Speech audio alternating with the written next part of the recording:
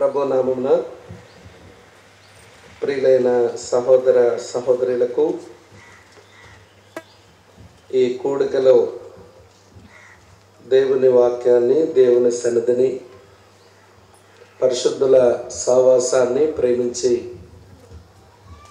ఈ స్థలానికి విచ్చేసిన ప్రియులైన మీ అందరికీ నా హృదయపూర్వకమైన వందనాలు చెల్లిస్తూ, మరి ఇప్పటి వరకు దేవుడు తన దాసుని బలపరిచి మన ముందుకు తెచ్చిన పరిశుద్ధ లేఖన భాగాల కొరకై ప్రభుని స్తుతిస్తూ,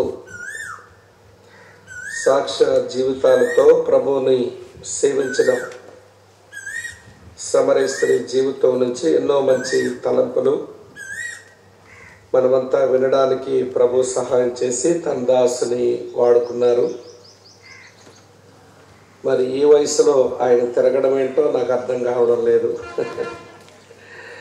మరంతసేపు నిలబడి ఎలా చెప్పగలుగుతున్నారో కూడా అర్థం కాక వెనకాలండి ఆయన వయసు వచ్చే వరకు మనం ఏమవుతామో అని అనుకుంటా ఉన్నాను. మరి సువార్త దళం సేవకులు, సంఘాలు వారు చేస్తున్న ప్రార్థనలు తన దాసుని బలపరిచి ఈ పరిచర్య కొరకు వాడుకుంటూ ఉండగా ప్రభుకి నేను స్తుతి చెల్లిస్తూ, నేను కూడా చక్కగా కొంత సమయం వాక్యం వినగలిగే అవకాశం నాకు దొరికింది.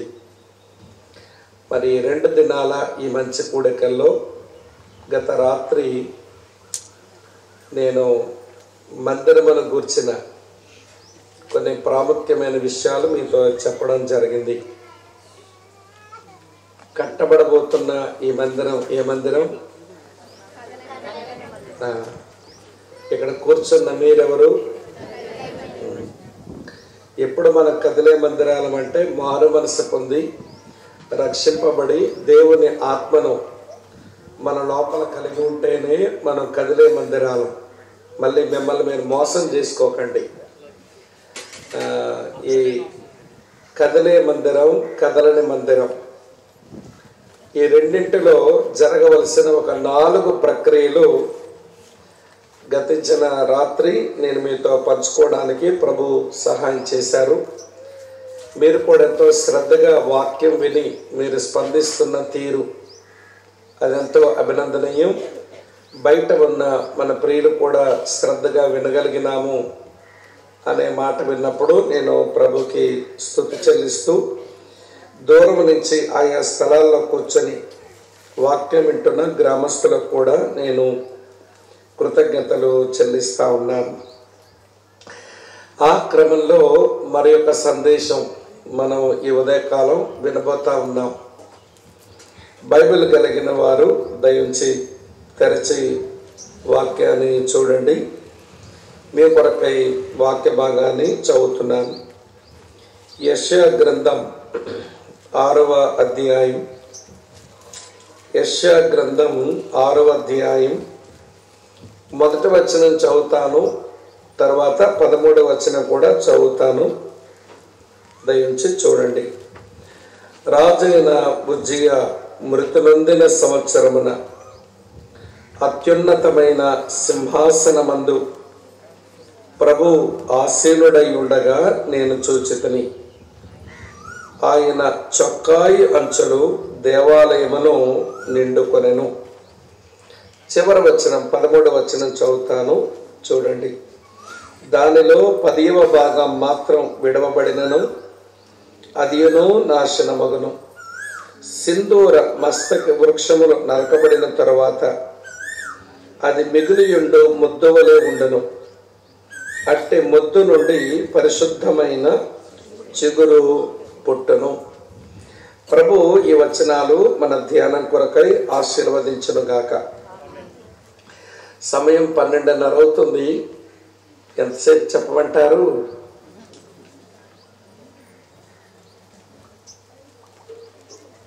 ఏంటి మీ మౌనానికి అర్థం ఏంటో? 12:30 అవుతుంది. ఎంతసేపు చెప్పను? అయినా బలి పశువుని అడిగేవాడు బలిస్తాడు రండి. నా ముందుకు వచ్చున్నారు ప్రస్తుతానికి బలిపశువులు అంటారు. మిమ్మల్ని అడిగి ప్రసంగం చేయడం అలాగే ఉంటుంది. పాస్టర్ గారు అన్న దేవుడు అంతసేపు నడిపిస్తే అంతసేపు చెప్పండి అన్నారు. అంటే మీ ఇష్టం చెప్పినట్టేగా అర్థం. ఏమంటే ప్రభు నడిపించిన కొద్దీ మీ ఇష్టం చెప్పండి అన్నారు. అలాగని ఎక్కువసేపు కూర్చోబెట్టాను అనుకోండి, మీలో కొంచెం మధుమేహ రోగం, అదే షుగర్ జబ్బులు అట్లాంటివి ఉంటే కొంచెం సమస్య వెళ్ళిపోతే మళ్ళీ నేరం నా మీదకి వస్తుంది. కనుక నా సందేశం యొక్క స్కేల్ ఎలా ఉంటుందనంటే 1 గంట 15 నిమిషాల నుంచి 1 గంట 30 నిమిషాల లోపు ముగించే అలవాటు ఉన్నవాడిని. కనుక మరి 1 గంట 30 నిమిషాల వరకు వెళ్ళను, కానీ 1 గంట 15 నిమిషాల్లో 1 గంట 15 నిమిషాల్లో ముగించే ప్రయత్నం చేస్తాను. పర్వాలేదా? కొంచెం నవ్వుతూ జవాబు చెప్పండి అమ్మా. ఊసరమని కూర్చోకండి. అన్నదా చెప్పారు, I have decided to follow Jesus అని. ఊసరోమని పాడాల్సిన పాట కాదు, ఉత్సాహంతో చెప్పాలి కదండి. ఆ చిన్న మాట అతను ప్రశ్నించగా అతనిలో కలిగిన పరివర్తన మరి ఒక మంచి ఆత్మీయుడిగా తయారు చేసిన వైనం మనం విన్నాం. కనుక మంచిది. మరి 1 గంట 15 నిమిషాలు నేను నా సందేశం చెబుతాను. అంటే మనం సుమారు 12:30 కదా, 1:30 1:15 లోపు ముగించగలుగుతామన్నట్టు. 1:15 లోపే ముగిస్తాను. మీరెవరు వాచ్యలు చూసుకోనక్కర్లేదు. నా ప్రసంగం అయిందంటే 1:15 దగ్గర అయిందని తెలుసుకొని అప్పుడు చివరి మాటలు విని మనం మన ఇళ్ళకు వెళ్ళొచ్చు. ప్రార్థన చేసుకుని వాక్యం విందాం. మా పరమ తండ్రి, మీకు స్తోత్రాలు చెల్లిస్తూ ఉన్నాం. నీ ప్రియకుమారుడు ప్రభు అయిన యేసుక్రీస్తునందు మీరు మాకు అనుగ్రహించిన ఈ ధన్యకరమైన గడియలకై మీకు స్తోత్రాలు. మీరు మమ్మల్ని ప్రేమిస్తున్నారు అనే దానికి నిదర్శనం మీ వాక్యంతో మీరు మమ్మల్ని కలుసుకుంటున్నారు. మీకు స్తోత్రాలనైనా. ఇంతవరకు నీ దాసుని బలపరిచి మా ఆత్మల క్షేమాన్ని కోరి మా ముందుకు తీసుకుని వచ్చిన సమర స్త్రీ జీవితమును బట్టి, ఆమెతో మీరు సంభాషించిన తీరు, ఆమెలో కలిగిన పరివర్తన, ఆమె యొక్క సాక్ష్య జీవితం, ఇవన్నీ మా ముందుకు మీరు తీసుకుని వచ్చి మాతో మాట్లాడారు. మీకు స్తోత్రాలు చెల్లిస్తూ మరికొద్ది నిమిషాలు మేము నీ వాక్యం వినబోతున్నాం. చక్కని పాటలు, చక్కని సంగీతం, ఈ స్థలములో చక్కని నీ ప్రసన్నత ఉన్న నాయన వాతావరణాన్ని బట్టి మీకు వందనాలు చెల్లిస్తూ, ప్రభా ఈ కొద్ది నిమిషాలు మేము నీ వాక్యం ముందుకు వచ్చి నీ స్వరం వినబోరుతూ ఉండగా, ప్రభా నీ దాసుడు ఆలకించును సెలవిమ్ము అని బాలుడైన సమయలు అడిగినప్పుడు మాట్లాడిన మంచి దేవుడో, మరోసారి మాతో మాట్లాడమని మేము కూడా సమయలు వలె ప్రార్థిస్తున్నాం. ప్రభా నీ దాసులం ఆలకిస్తాము, సెలవిమ్ము, కనికరించి మాట్లాడము. నేను బలహీనుడను, మనుషుల మాటలు ఈ స్థలములో నిష్ప్రయోజనాలు, నీ మాటలు మాకు ప్రయోజనం. సహాయం చేసి నీ వాక్యం వెల్లడి చేయండి. ప్రభా మీరే చెప్పారు, నీ వాక్యం వెల్లడొకటి తోడనే వెలుగు కలుగును అని. ఈ స్థలము నుంచి నీ వాక్యం వెల్లడవుతూ ఉండగా అనేకుల హృదయాలలో గొప్ప వెలుగు పుట్టినట్లు మీరే ఆత్మకార్యం చేయమని నమ్మకమైన నీ దీవెనకు మమ్మల్ని మేము అప్పగించుకుంటూ, మాకు మేలు మీకు మహిమ ఈ కూడిక వలన వచ్చినట్లుగా కటాక్షం చూపమని యేసుక్రీస్తు ప్రభువారి యొక్క ప్రశస్త నామంలోనే స్తోత్రాలు చెల్లించి అడిగి వేడి ప్రార్థిస్తున్నాము తండ్రి. Amen, amen. ప్రియులారా, పరిశుద్ధ గ్రంథంలో అనేకమైన దర్శనాలు లిఖించబడ్డాయి. అలా వ్రాయబడిన అనేక దర్శనాలలో ఇప్పుడు మనం చదివిన ఈ 2 వచనాలు ఒక దర్శనములోని వచనాలు. అయితే యెషయా గ్రంథం 6వ అధ్యాయములో వ్రాయబడిన ఈ దర్శనాన్ని దర్శనములకే కిరీటం వంటి దర్శనం అన్నారు. ఎందుకని అలా అన్నారు అంటే, బైబిల్ పండితులు పెద్దలు ఈ దర్శనాలకే కిరీటం వంటిది అనడానికి 3 ప్రధానమైన కారణాలు చెప్పారు. అందులో మొదటి కారణం, ఈ దర్శనం వ్రాసబడిన విధానం లేక వ్రాయబడిన విధానం, వ్రాసే విధానం ఎలా ఉంది అంటే, ఇది మరణముతో వ్రాయటం ఆరంభించబడింది, ఇది పుట్టుకతో వ్రాయడం ముగించబడింది. చూడండి, మొదటి వచనంలో ఏం చదివాం మనం? రాజైన ఉజ్జియా తర్వాత మాత్రేంటి? మృతి నొందిన సంవత్సరమున అని రాసి ఉంది. అంటే ఈ దర్శనం మరణముతో వ్రాయటం ఆరంభించబడింది. ఆ 13వ వచనం చివరిలో చూడండి, అట్టి మొద్దు నుండి పరిశుద్ధమైన చిగురు ఏమగును? పుట్టును అని రాసి ఉంది. మరణముతో వ్రాయబడిన ఈ దర్శనం పుట్టుకతో ముగించబడింది. మరో మాటలో చెప్పాలనంటే, జీవముతో ముగించబడింది ఏదైనా మంచిది. అందుకనే యేసుక్రీస్తు ప్రభు శరీరంతో ఈ భూమి మీద ఉన్నప్పుడు ఇలా అన్నారు. యోహాను సువార్త 5వ అధ్యాయం 24వ వచనములో, నా మాట విని నన్ను పంపిన వాని యందు విశ్వాసం ఉంచువాడు నిత్య జీవము గలవాడు, అతడు తీర్పులోనికి రాక మరణము నుంచి జీవములోనికి వస్తాడు అన్నాడు. మరణము నుంచి జీవములోనికి రావడం అది ఎప్పుడూ మంచి ప్రయాణమే.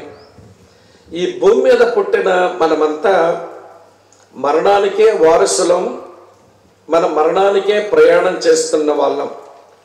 కానీ యేసుక్రీస్తు యొక్క సందేశం మన వరకు చేరి, ఆయన సందేశం విని ఆయన పంపిన ఆ తండ్రి యందు విశ్వాసం ఉంచి మనం నిత్య జీవానికి వారసులు అవ్వడం అది ఎప్పుడూ ఆశీర్వాదకరమైన అనుభవమే. యేసుక్రీస్తు దేవుని కుమారుడని విశ్వసించేవారు నిత్య జీవము గలవారు.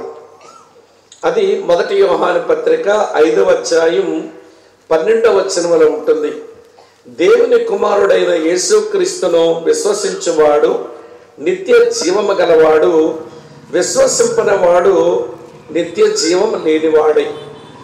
కనుక మరణముకు సంబంధించిన మనుషులం జీవములోనికి మనం ప్రయాణం చేయటం అది ఎప్పుడూ ఆశీర్వాదకరమైన అనుభవమే. సరే, ఈ దర్శనము కూడా మరణంతో రాయటం ఆరంభించబడి అది పుట్టుకతో ముగించబడింది. అంటే మరణము నుంచి జీవానికి దారి తీసే ఒక అద్భుతమైన దర్శనమని, ఇది దర్శనాలకే కిరీటం అంటే దర్శనం అన్నారు ఒక సంగతి. రెండవ సంగతి ఏంటంటే, ఈ దర్శనము చూచిన దైవజనుడు దేవుని సముఖమందు గడగడా వణకవలసి వచ్చింది. ఎప్పుడైతే ఈ దర్శనాన్ని చూచాడో ఆ పెద్ద ఆయన అంటాడు, అయ్యో, నేను అపవిత్రమైన పెదవుల గలవాడను, అపవిత్రమైన పెదవుల గల జనుల మధ్య నివసించిన వాడను, నేను నశించితిని అన్నాడు. అమ్మా, వింటున్నారు ఈ మాట? అయ్యో, నేను అపవిత్రమైన పెదవుల గలవాడను, అపవిత్రమైన పెదవుల గల జనుల మధ్య నివసించిన వాడను, నేను నశించితిని అన్నాడు. నేను నశించితిని అనే మాటకు తాత్పర్యం ఏంటంటే, నేను అండం అయిపోయాను, లేదా తెలుగులో నేను కుప్పకూలిపోయాను.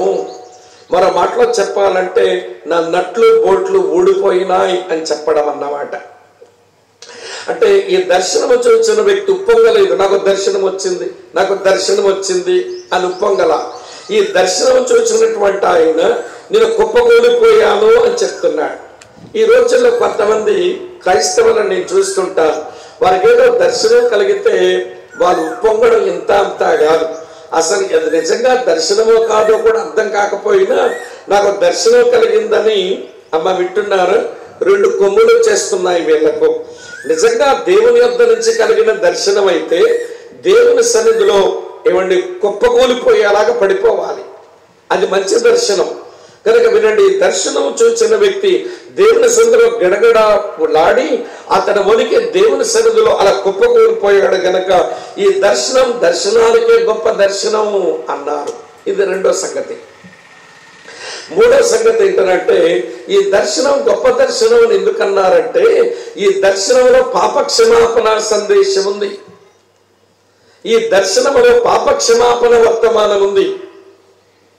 ఆ దర్శనంలో ఒక శరాపు అనబడిన దేవదూత ఈ దర్శనము చూచిన వ్యక్తి దగ్గరకు వచ్చి అంటున్నాడు కదా, ఇది నీ పెదవులకు తగిలిన గనక నీ పాపములకు ప్రాయశ్చిత్తమయ్యను, నీ దోషము తొలగిపోయేనని ఒక పాప క్షమాపణ సందేశాన్ని, ఒక రక్షణ సువార్తను అందించినాడు అన్నమాట.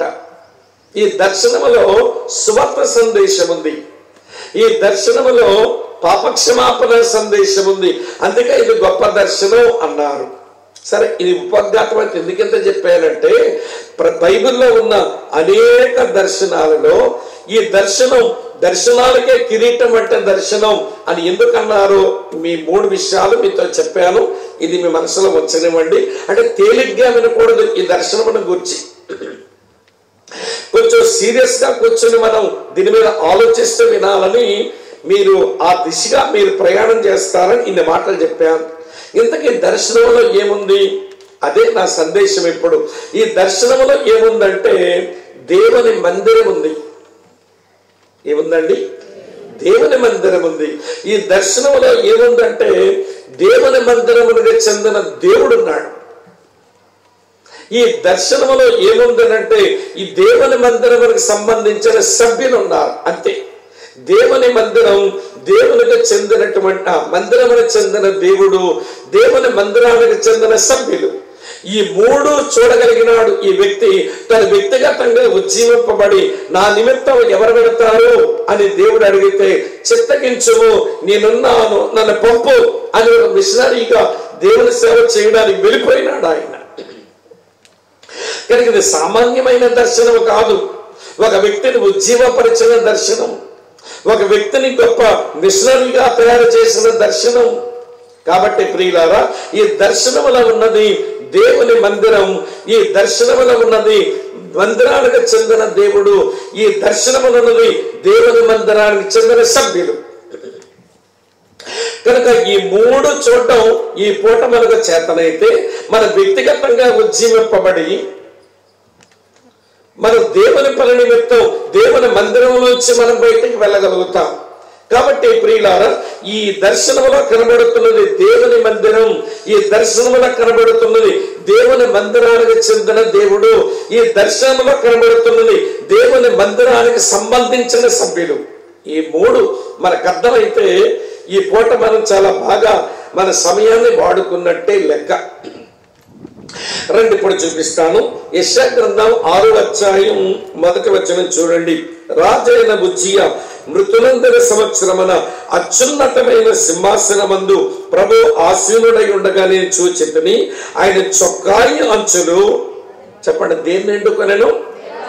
దేవాలయమును నిండుకొనెను. దైవజనుడు చూస్తున్న దర్శనములో ఆయనకి ఏమి కనబడింది అంటే దేవాలయం కనబడింది. దేని బట్టే దాన్ని దేవాలయం అనుకున్నాడు అనేది నా ప్రశ్న. ఆ కట్టడం మీద ఏదైనా సిలువ గుర్తుందా దీని దేవాలయం అనుకోవడానికి? అప్పటికి సిలువ ప్రత్యక్షతే లేదు కదా. మరి ఏమి చూచే దేవాలయం అనుకున్నాడు? దేనిని మనం దేవాలయం అని అనవచ్చును. ఈరోజు చాలా మందికి దేవాలయం అంటే పెద్ద గోపురం ఉండాలండి, పైన పెద్ద సిలువ ఉండాలండి, లేకపోతే అక్కడ మంచి క్రైస్తవ రాతలు ఉండాలండి, ఏదో కనబడితే దేవాలయం అనుకుంటున్నారు. కానీ దేన్ని దేవాలయం అనవచ్చునో, దేన్ని దేవాలయంగా గుర్తించాలో అది మీరు అర్థం చేసుకుంటే మంచిదని ముందు చెబుతున్నాను అన్నమాట. నేను సేవకు వచ్చిన తర్వాత, వింటున్నారా లేదా, నేను సేవకు వచ్చిన తర్వాత మొట్టమొదటి మేము ఆరాధనకు వచ్చిన మా దేవాలయం ఏంటనంటే మామిడి చెట్టు నీడ. ఆ ప్రాంతాల్లో చర్చ్ బిల్డింగ్లు ఏం లేవు, క్రైస్తవులే లేరు. కనుక నేను సేవకుడిని అయితే నా మొదటి విశ్వాసం ఎవరంటే నా భార్య, మాకు మరో విశ్వాసం ఎవరంటే మా ఇంట్లో పనిచేసే పని పిల్ల. వింటున్నారా? మీ ముగ్గురమే కూర్చున్నాం మామిడి చెట్టు కింద చాప వేసుకుని. వింటున్నారా? మేము ప్రభువును ఆరాధించడానికి కూర్చున్నప్పుడు ఆరాధన వర్తమానం చెబితే మా ముగ్గురమే ఆరాధించే వాళ్ళం. తర్వాత ఇవ్వండి, వాక్యం చెప్పబడిన తర్వాత ప్రభు బలను సమీపిస్తే ఆ మామిడి చెట్టు కిందనే కూర్చుని అక్కడే ప్రభు బలను సమీపించే వాళ్ళం. అక్కడే సందేశం విని మేము ప్రార్థన చేసుకుని వచ్చేవాళ్ళం. నా భార్య వేసిన కానుక, నేను వేసిన కానుక, మా పనిపిల్ల వేసిన కానుక, అదే వారమంతా సేవలో తిరగడానికి నా చేతిలో పడిన దేవుని యొక్క సన్నిధిలో అర్పించబడిన కానుకలు అన్నమాట. మామిడి చెట్టు నీడ మాకు మందిరం అనిపించింది ఆ రోజున. ఎందుకంటే ఏది మందిరమో మాకు అర్థమైంది కాబట్టి. ఈ రోజున చాలా మందికి ఏమంటే కట్టబడుతుంది, ఇంకా పూర్తి అవ్వలేదు, ఏమండి అదే మందిరం ఎక్కడికి వెళ్ళే కంటే ఎక్కడికే పోతే మంచిదని ఉంటుంది కొంతమందికి దిక్కుమాలిన మనసు. ఏమిటి మందిరం అండి, ఏదో కట్టబడలేదు, ఇంకా ఏదో స్లాబే అవ్వలేదు అనుకుంటారేమో. అసలు మందిరం అంటే ఏంటో నీకు అర్థమైతే మందిరాన్ని గుర్తించడం వస్తుంది, మందిరాన్ని గమనించడం వస్తుంది, మందిరాన్ని గౌరవించడం వస్తుంది. చాలా మందికి ఈ రోజున మందిరం అంటే ఏంటో అర్థం కాదు. రాత్రి కొంత చెప్పాము, అమ్మ వింటున్నారా? ఇప్పుడు చెబుతాను వినండి. మందిరం అంటే ఏదుంటే మందిరమో, దేని మందిరముగా గుర్తించాలో ఒక 3 తలంపులు చెప్తాను రండి. యెషయా గ్రంథం 2వ అధ్యాయం చదువుతున్నాను చూడండి, 3వ వచనం. యెషయా గ్రంథం 2వ అధ్యాయం 3వ వచనం. ఆ కాలమున సియోనులో నుండి ధర్మశాస్త్రము, యెరూషలేము నుండి యెహోవా వాక్కు బయలు వెళ్ళను. జనులు గుంపులు గుంపులుగా వచ్చి యాకోబు దేవుని మందిరమునకు, యెహోవా పర్వతమునకు మనం వెళుదము రండి, ఆయన తన మార్గముల విషయమై మనకు బోధించును, మనము ఆయన త్రోవలను నడుతుమని చెప్పుకొందురు. చివరిలో ఏం రాస్తుంది చూడండి, ఆయన తన మార్గముల విషయమై మనకు బోధించును, మనం ఆయన త్రోవల్లో నడుతుము అని చెప్పుకుందరు అని రాసి ఉంది. ఏ స్థలములోనైతే దేవుని మార్గములను గురించి దేవుడు తన సేవకుల ద్వారా మనకు బోధిస్తాడో అది మందిరం. అది మామిడి చెట్టు నీడవచ్చు, లేక అది ఒక పశువులు కొట్టం కావచ్చును, లేదా అది చిన్న రేకుల బిల్డింగ్ కావచ్చును, లేదా ఆర్సిసి స్లాబ్డ్ బిల్డింగ్ కావచ్చును, పెద్ద గోపురం అన్నా కావచ్చును. అది ఏదైనా కానివ్వండి, ఆ స్థలములో దేవుడు తన సేవకులను వాడుకుని తన మార్గముల విషయమై బోధ మనకు అందిస్తే ప్రైజ్ ది లార్డ్, అది దేవుని మందిరమే. మేము మామిడి చెట్టు నీడనిచ్చి వింటున్నారా లేదా, ఒక పశువుల సాల్లోకి వెళ్ళాం. ఒక మెడికల్ డాక్టర్ గారు యేసుప్రభు నమ్మితే మా పరిచర్యలో ఆయనకు ఇంటి పక్కన పశువుల శాల ఉంటేను, అది శనివారం ఇవ్వండి సాయంత్రం కొంచెం అన్ని శుభ్రం చేసుకుని ఆదివారం వచ్చి లోపలికి వచ్చి శుభ్రం చేసుకుని 10 గంటలకు ఆరాధన కూడుకుని మాకు అది మందిరం అనిపించింది. మరి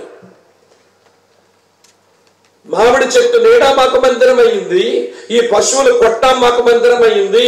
తర్వాత కొంచెం మనుషులు పెరిగిపోతున్నారు, బ్రదర్ మా పశువులు చాలా పట్టడం లేదు, మరి ఏదో చెయ్యాలనంటే ఒక చిన్న ఏమండి షెడ్ వేసుకున్నాం. తర్వాత ఒక 70 అడుగుల పొడుగు 35 అడుగుల వెడల్పులో ఒక స్లాబ్డ్ బిల్డింగ్ కట్టుకోవాల్సి వచ్చింది. అవసరాన్ని బట్టి కట్టామంతే. అంత డబ్బులు ఖర్చు పెట్టి పెద్ద కట్టాలని మాకే మొదలాటం లేదు. మేము పెద్ద గుడి కట్టాము దేవునికి, కానీ మా కొమ్ములు లేకపోవడం మనసు మాకు లేదు. మనుషులు ఎక్కువయ్యారు, ఆరాధించడానికి అవసరం అయింది, అందరూ కూర్చోడానికి సరైన వసతులు ఉండాలి కాబట్టి కట్టుకున్నాం. కానీ మందిరం అంటే మాకేమర్థమైందంటే దేవుడు తన సేవకులను ఉపయోగించుకుని తన మార్గాలు బోధించే చోటు, ఆ బోధ దొరుకుతుండగా ఆయన త్రోవలో నడుచుకోవడం నేర్చుకునే చోటు. దేవుడు తన సేవకులను వాడుకొని తన మార్గాలు బోధించే స్థలం అది మందిరం. ఆ స్థలములకు వచ్చే దేవుని పిల్లలు వింటున్నారా, దేవుని త్రోవలో నడుచుకోవడం నేర్చుకునే చోటు అది దేవుని మందిరం. అర్థమైందా అండి? అది ఏదన్నా కావచ్చు, అది పెద్దదా చిన్నదా, అది అందమైనదా లేదా అందవికారంగా ఉందా, లేక డబ్బు ఎక్కువ పెట్టి కట్టామా, డబ్బు లేక ఇవ్వండి మామూలుగా ఉంచామా, అది ఏదన్నా కానివ్వండి, అదేదన్నా కానివ్వండి. ఏది దేవుని మందిరం అంటే అమ్మా చివరి నెలకి వినపడుతుంది కదా, అరవచ్చుగా నేను ఓకే. ఏది దేవుని మందిరం అంటే దేవుడు తన సేవకులను ఉపయోగించుకొని తన మార్గములు మనకు బోధించే చోటు. ఆ స్థలములో మనం కూర్చొని దేవుని త్రోవల్లో నడుచుకోవడం మనం నేర్చుకునే చోటు. ఇప్పుడు నా పాయింట్ ఏంటంటే దేవుని మందిరం ఇంకా కట్టబడాలి, దేవుడు కడతాడు, ఇది అందులో అనుమానమే లేదు. మరి ఇక్కడ దేనికి రావాలి, మనం ఏం చేయడానికి ఇక్కడికి రావాలి అమ్మా చెప్పండి? ఆయన మార్గాలు బోధించబడగా బోధనందడానికి రావాలి. తరువాత ఆయన తన త్రోవలు మనకు నేర్పిస్తే ఆ త్రోవలో నడుచుకోవడానికి రావాలి. కానీ ఈ రోజుల్లో చాలామంది మనస్తత్వం ఎలా ఉంటుందంటే, మందిరం ఎందుకు అని అంటే, వింటున్నారా లేదా, మా కార్యక్రమాలు చేసుకోవడానికి, మా పిల్లాడికి పెళ్ళండి, పెళ్లి గుళ్ళో చేసుకుంటామండి, పెళ్ళిళ్ళు కాయిది, మా పిల్లకి ఏదో జరిగిందండి అందుకు ఒక ఫంక్షన్ పెట్టుకోవడానికి మందిరం వాడుకుంటున్నామండి. వాడుకోండి, నేను తప్పని చెప్పడం లేదు, కానీ అసలైన కారణం వదిలేసి అనవసరమైన కారణాల కొరకు మందిరం అర్థం చేసుకుంటే మరి ఏం బాగుపడతారని చెప్పండి. కనుక మొదటి మాట, దేవుని మందిరం అనగా దేవుడు తన సేవకుల ద్వారా తన మార్గములు బోధించే చోటు. దేవుని పిల్లలమైన మనం ఇక్కడ కూర్చొని దేవుని త్రోవలు నేర్చుకునే చోటు. బోధించబడదాం, నేర్చుకుందాం. దేవుని మార్గాలు బోధించబడగా, దేవుని త్రోవలు నడుచుకునగా అది మనకు ఆశీర్వాదం. ఎందుకంటే దేవుని మార్గాల్లో మనం నడుచుకుంటే మనకు నెమ్మది కలుగుద్ది. దేవుని ప్రజలు ఒక మారు దేవుని మార్గాలు నడవటం మానేసి, దేవుని త్రోవలు నడుచుకోవడం మానేసి తమ సొంత మార్గాలు ఏర్పాటు చేసుకున్నారట. అప్పుడు దేవుడు ఇర్మియా అనే సేవకుడి ద్వారా ఇలా అర్పించాడు. చూపిస్తాను చూడండి. ఇర్మియా గ్రంథం 6వ అధ్యాయం 16వ వచనం ఇలా రాసి ఉంది. ఇర్మియా గ్రంథం 6వ అధ్యాయం 16వ వచనం చదువుతున్నాను, వినండి. యెహోవా ఎలాగ సెలవిచ్చుచున్నాడు, మార్గములలో నిలిచి చూడండి, పురాతన మార్గాలకు వచ్చి విచారించండి, అవి నేనిచ్చా. మేలు కలుగు మార్గం ఏదైనా అడిగి అందులో నడుచుకోండి, అప్పుడు మీకు నెమ్మది కలుగును. నా మార్గాలు పురాతన మార్గాలు, మీరు తయారు చేసుకున్నవి నవీన మార్గాలు, ఆ ఆధునిక మార్గాలు. ఈ మార్గాల్లో కొంచెం నిలిచి చూడండి. నేను మీకు ఇచ్చినవి పురాతన మార్గాలు, మీరు తయారు చేసుకున్నవి ఆధునిక మార్గాలు. ఏది మీకు మేలు కలిగించే మార్గమో అందులో నడుచుకున్నప్పుడు మీకు నెమ్మది కలుగుతుంది అన్నాడు. కనుక ప్రియులారా, దేవుని పిల్లలమైన మనం దేవుని మార్గాలు మనకు బోధించబడాలి. దేవుని పిల్లలమైన మనం దేవుని త్రోవల్లో నడుచుకోవడం నేర్చుకోవాలి. అప్పుడు మనకు నెమ్మది కలుగుతుంది. అందుకొరకు మందిరం దగ్గరకు రావాలి. రెండో సంగతి చెప్తానండి. 27వ కీర్తన 4వ వచనానికి రండి. ఒక మారు దావీదుకు దేవుని యొద్ద ఒక వరమడుకునే అవకాశం దొరికింది. కీర్తన గ్రంథం 27వ కీర్తన 4వ వచనం చూడండి, ఏమి రాస్తుంది. యెహోవా యొద్ద ఒక్క వరమడిగితని, దానిని నేను వెతుకుచున్నాను. యెహోవా ప్రసన్నతను చూచుటకును ఆయన ఆలయములో ధ్యానించుటకును నా జీవిత కాలం అంతయు నేను యెహోవా మందిరములో నివసింపగోరుచున్నాను. దేవుని మందిరం ఎందుకో, అది ఎలా వాడుకోవాలో దావీదుకు బాగా అర్థమైపోయింది. ఇలా చెప్తాను. దావీదు ఒక వరం అడుక్కునే అవకాశం కలిగిస్తున్న, అడుక్కో అంటే దావీదు, దేవా నా సామ్రాజ్యాన్ని విస్తరింప చెయ్యు అని అడగల, నా సైన్యాన్ని బలపరచు అని అడగల, నా సింహాసనం స్థిరపరచు అని అడగల. సింహాసన సంగతి అడగలేదు, సైన్యం సంగతి అడగలేదు, సామ్రాజ్యం సంగతి అడగలేదు. అవన్నీ నాకు సెకండరీ, అది నాకు పెద్ద ప్రాముఖ్యం కాదు. నా జీవితంలో ప్రాముఖ్యమైనది ఏంటంటే, నేను చచ్చే వరకు నీ మందిరంలో బ్రతికే అవకాశం నాకివ్వు, నాకంతే చాలు. ఏం దొరుకుతుందయ్యా నీకు? నువ్వు మరణించే వరకు మందిరంలో బ్రతికేద్దాం అనుకుంటున్నావే, ఏం దొరుకుతుంది మందిరములు అంటే? ఆయన అంటాడు, దేవుని మందిరములో దేవుని ప్రసన్నతను చూడవచ్చంట. అదే కదా చెప్తున్నాడు ఆయన. యెహోవా ప్రసన్నతను చూచుటకును. అక్క చెల్లి తమ్ముడన్నా వినండి, దేవుని మందిరములో దేవుని మార్గాల విషయమై బోధించబడతాము, దేవుని త్రోవలు మనం నేర్చుకుంటాము. ఇది ఒకటైతే, రెండో సంగతి ఏంటంటే దేవుని ప్రసన్నతను చూడొచ్చు. ఎవరైతే దేవుని ప్రసన్నతను చూస్తారో వారు దేవుని సందులో వాళ్ళు పెళ్ళు మరి పగిలిపోతారంతే. పగిలే జీవితం వస్తాయి. ఈరోజు దేవుని మందిరాలకు వస్తుంటారు కానీ దేవుని వాక్యం వింటూ దేవుని ప్రసన్నతను చూడడం చేతగాక వీరు పగలరు, వీరు విరగరండి, దెమ్మకొక్కల్లో కూర్చుంటారు. వీరికి పగలడం రాదు, వీరికి విరగడం రాదు. గుంటూరు జిల్లాలో ఒక మంచి పాట పుట్టింది, నాకు భలే ఇష్టమైన పాట. ఆ పాటలో ఏముంటుందంటే, ఏమండి, మేఘం వర్షించాలి అంటే మేఘం విరగాలట, నేల పంటనివ్వాలంటే నేల పగలాలట, పగలని నేల పంటనివ్వలేదు, విరగని మేఘం కురవలేదట. ఆ దైవజనుడు భలే రాశాడు పాట. నీ చేతిలో రొట్టెను నేనయ్యా, విరువము యేసయ్యా. యాకోబుని పెనుయ్యల్లో విరిచావు, పగలగొట్టావు. అబ్రాహామును విరిచావు, నన్ను పగలగొట్టు. కనుక పగిలితేనే ఫలించేది, విరిగితేనే వర్షించేది. ఒక మాట మిమ్మల్ని అడిగిన బాగా చెప్పండి జవాబు. 5 రొట్టెలు 2 చేపలు ఎంతమంది భోజనం? ఇలా చెప్తారు, నాకు బాగా తెలుసు. 5 రొట్టెలు 2 చేపలు ఎంతమంది భోజనం? చూసారా, సైలెంట్ అయిపోయారు. ఎంతమంది భోజనం అమ్మా? 5,000 మందికి. అలా అమ్మ 5,000 మంది కట్టిందా? ఒరే 5,000 మందికి పెట్టరా భోజనం అని 5 రొట్టెలు 2 చేపలు కట్టిందా? ఒక్కడ భోజనం వాడొక్కడికే కట్టింది. కనుక యేసయ్య చేతిలోకి వెళ్ళి పగిలిపోయినందున, యేసయ్య చేతిలో విరిగిపోయినందున ఎంతమంది పొట్టాలు నింపినాయి? 5,000 మంది పొట్టాలు నింపినాయి. యేసయ్య చేతిలో పగిలిపోతే, యేసయ్య చేతిలో విరిగిపోతే అవి అనేకులకు ఆశీర్వాదకరంగా మారాయి. అదెంత నిజమో, దేవుని ప్రసన్నతను చూస్తూ మనం పగిలిపోయి విరిగిపోతే అనేకులకు ఆశీర్వాదకరంగా మారుతాం. అది చెప్పడానికి విషయం చెప్పా. దేవుని ప్రసన్నతను చూసే వాళ్ళు అమ్మ వింటున్నారా ఎలా పగిలిపోతారో ఇందాక చదివామే. యెషయా గ్రంథం 6వ అధ్యాయం 5వ వచనంలో ఆయన ప్రసన్నతను చూచిన యెషయా అంటాడు, అయ్యో నేను అపవిత్రమైన పెదవుల గలవాడను, అపవిత్రమైన పెదవుల గల జనుల మధ్య నివసించిన వాడిని పెళ్ళు మనట్లా పగిలిపోయాడు.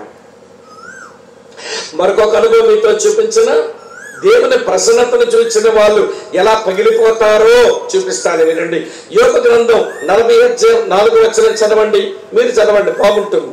నేను చెప్పేగలను కానీ మీరు చదివితే కొంచెం మీ మనసులో పడుతుంది. చదవండి. యోబు గ్రంథం 40వ అధ్యాయం 4వ వచనం. ఏముంది అక్కడ?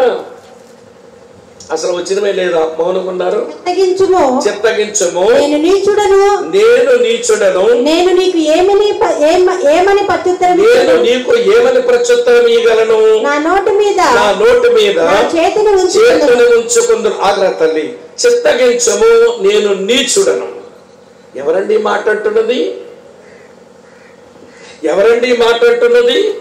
యథార్థవర్తనుడు, న్యాయవంతుడు, దేవుని యెడల భయభక్తులు కలిగి చెడుతనమును విసర్జించిన యోబు అంటున్నాడు ఈ మాట.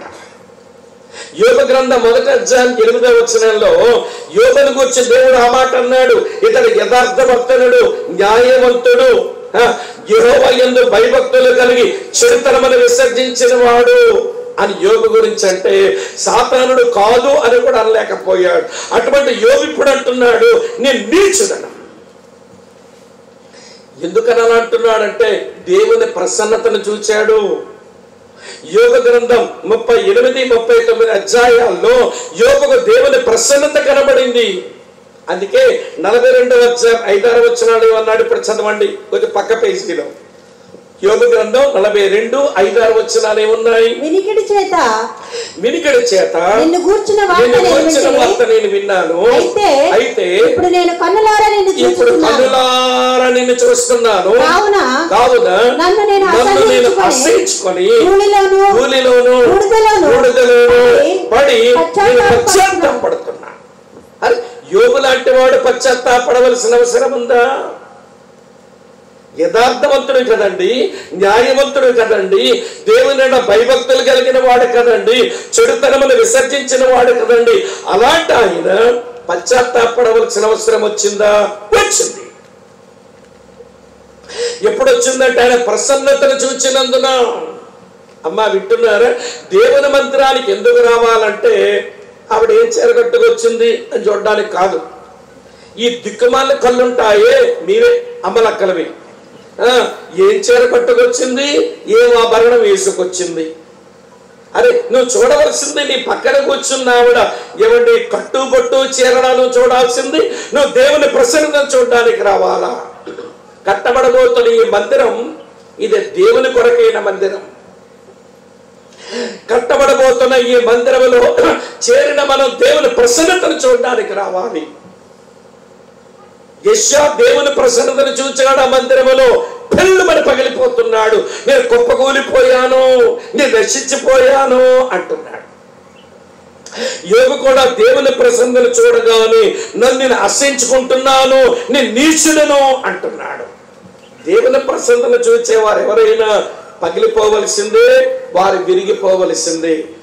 ఇంకా మీతో చూపించిన రెండు నూతన నిబంధనలు ఒక ఆయన అనుభవం చూపిస్తా.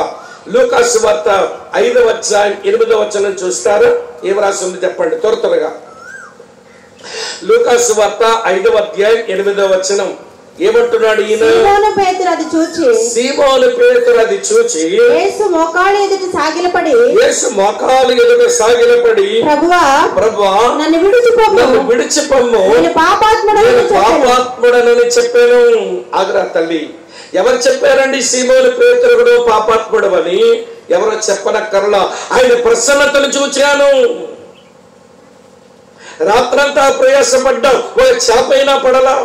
ఆయన మాట చెప్పున్న దోణిలకు వచ్చి లోతుగా నడిపించి మేము వలన వేయగానే విస్తారమైన చేపలు పడగానే ఆయన మహత్యమేంటో అర్థమైపోయింది. యేసు యొక్క మహత్యమేంటో అర్థమైపోయింది. అర్థమైపోయిన సీమోను పేతురు అంటాడు, ప్రభువా నేను పాపాత్ముడను, నన్ను విడిచిపెట్టి వెళ్ళిపోవా అంటున్నాడు. నన్ను విడిచిపెట్టి వెళ్ళిపో. దేవుని ప్రసన్నతను చూసిన వాళ్ళు ఇలానే పగిలిపోతారండి, ఇలాగానే తిరిగిపోతారండి. ఇంకా చూపించిన మరొక అనుభవం ప్రకటన గ్రంథం 1వ అధ్యాయం 17వ వచనం చూడండి. ప్రకటన గ్రంథం 1వ అధ్యాయం 17వ వచనం ఏమి రాస్తుంది? నేను ఆయన చూడగానే చచ్చిన వాని వలె ఆయన పాదముల యొద్ద నేను పడితిని. ఎవరైతే దేవుని ప్రసన్నతను చూస్తారో ఆయన పాదముల యొద్ద అలా పడిపోతారంటే ఈ అనుభవమే దేవుని పిల్లలకు కావాలి ఈ రోజున. అమ్మ అర్థమవుతుందా? అది దావీదుకు తెలుసు అంటాడు, దేవా నీ యొద్ద ఒక్క వరం అడుగుతున్నాను, దాన్ని నేను వెతుకుచున్నాను. నేను అడుగుతున్న వరం ఏంటంటే చచ్చే వరకు నీ మందిరములో బ్రతికే దీవెనివ్వు. ఎందుకంటే నీ మందిరములో నీ ప్రసన్నతను చూడగలుగుతాను. ఈ రోజున మందిరం అంటే అదండి. ఏది మందిరం? దేవుని మార్గములు కూర్చున్న బోధించబడే చోటు, దేవుని పిల్లలు దేవుని త్రోవలు నేర్చుకునే చోటు ఇది. రెండవ సంగతి, దేవుని ప్రసన్నతను చూచి ఆ దేవుని సందర్భ పగిలిపోయే చోటది. మర్చిపోకండి ఈ మాట. పగలని నేల పంటనివ్వదు, విరగని మేఘం కురవదు. మేఘం కురవాలంటే అది విరగాల్సిందే, నేల ఫలమునివ్వాలంటే పగలాల్సిందే. ఒక క్రైస్తవుడు, ఒక క్రైస్తవ సహోదరి ఫలించాలి అంటే ఆమె దేవుని సంద పగలాలి. పగలడానికైనా విరగడానికైనా ఆయన ప్రసన్నతను చూడటం మనకు చేత కావాలి. అర్థమవుతుందా? ఇది రెండవ సంగతి. మొదటి మాట ఆయన మార్గముల కూర్చున్న బోధ, అలాగే ఆయన త్రోవలు నేర్చుకునే చోటు ఈ మందిరం. రెండవ సంగతి, ఆయన ప్రసన్నతను చూచి మేము దాని సందర్భం పగిలిపోయి విరిగిపోవడానికి ఆయన ప్రసన్నతను చూచే చోటు ఇది మందిరం. ఇది రెండవ సంగతి. మూడవ సంగతి చెప్తాను వినండి. మళ్ళీ దావీదు అంటాడు, నీ ఆలయములో ధ్యానించుటకును అన్నాడు. దేవుని మందిరం అది ధ్యాన మందిరం. అమ్మ వింటున్నారా? ధ్యానించడానికి బాగా వినండి మాట. ధ్యానించడానికి ఏకాంతం అవసరం, ధ్యానించడానికి మౌనం అవసరం. ఈ రెండు రావట్లా మనకు. ఏకాంతంగా దేవుని దగ్గరకు వచ్చిన అలవాటు రూపించింది, మౌనంగా దేవుని ముందుకు వచ్చిన అలవాటు రూపించింది. ఇంగ్లీష్లో సైలెన్స్ అండ్ సాలిట్యూడ్ అని అంటారు. సాలిట్యూడ్ అంటే ఏకాంతం, సైలెన్స్ అంటే మౌనం. ఈరోజు క్రైస్తవులకి రెండు పోయినాయి. మనం ఎలాంటి మనుషులు అయ్యామంటే ఏకాంతంగా దేవునితో కూర్చోవడం మనకు రాదు. మనకి ఏమొచ్చు అంటే జనంలో కలిసిపోవడం వచ్చు. మంది మనుషులం అయ్యాం. నిశ్శబ్దంగా దేవుని ముందు కూర్చోవడం రాదు. శబ్దాల మనుషులం అయిపోయాం. ప్రసంగం అయిపోయింది. మౌనంగా అమ్మ వింటున్నారా?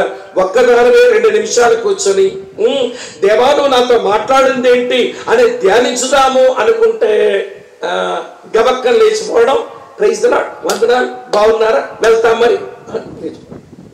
ధ్యానం ఏది? లేకపోతే తమ్ముడు పాడమండి మళ్ళీ అని చెప్పి వీళ్ళు పాడేమంటాం. చాలా పాడేగా చాలు కదా, మౌనంగా కూర్చొని ధ్యానం చేద్దాము, ఏకాంతంగా దేవునితో ఉందాము అని అలవాట్లు పోయినాయి. ఒక 40 సంవత్సరాల కింద భక్తి చేసిన ఆ తరానికి దేవునితో ఏకాంతంగా కూర్చోవడం వచ్చు, దేవుని ముందు మౌనంగా కూర్చోవడం వచ్చు. ఈ రోజున ఈ తరానికి ఏకాంతము రాదు, నిశ్శబ్దము రాదు. అమ్మ వింటున్నారు? ఏకాంతము మౌనం ఈ రెండు ధ్యానానికి ఆయువు పట్లు. నేను యేసు ప్రభు నమ్మకమునుపు కిందని భారతదేశం అడుగున కన్యాకుమారి సముద్రం ఒడ్డు నుంచి కొంచెం లోపలకు 10 నిమిషాల ప్రయాణం చేస్తే ఒక రాక్ ఉంటుంది, దాన్ని స్వామి వివేకానంద రాక్ అని అంటారు. అక్కడ వాలంటీర్గా పనిచేయడానికి పోయి ఆ కొద్ది రోజులు యేసు ప్రభు నమ్మకం ముందునండి.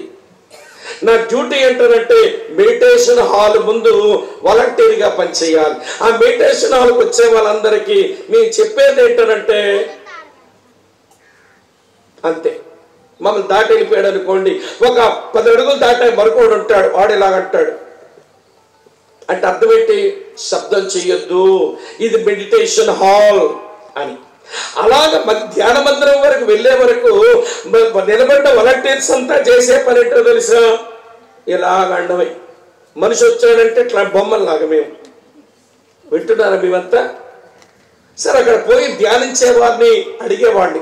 నాకు ఉత్సాహం, ఏం ధ్యానించినారంటే ఏం ధ్యానించే మందిరంలోకి వెళ్ళగాని ఆ గోడ మీద ఓం అనే అక్షరం ఉంటుంది, దాంట్లోంచి ఓం అనే శబ్దం బయటకు వస్తుంది. ఇక్కడ పద్మాసనం వేసుకొని మేము ఓం అనుకుంటూ వచ్చాం. ఏం ధ్యానించారు అంటే ధ్యానించామంతే. ఏం ధ్యానించాము?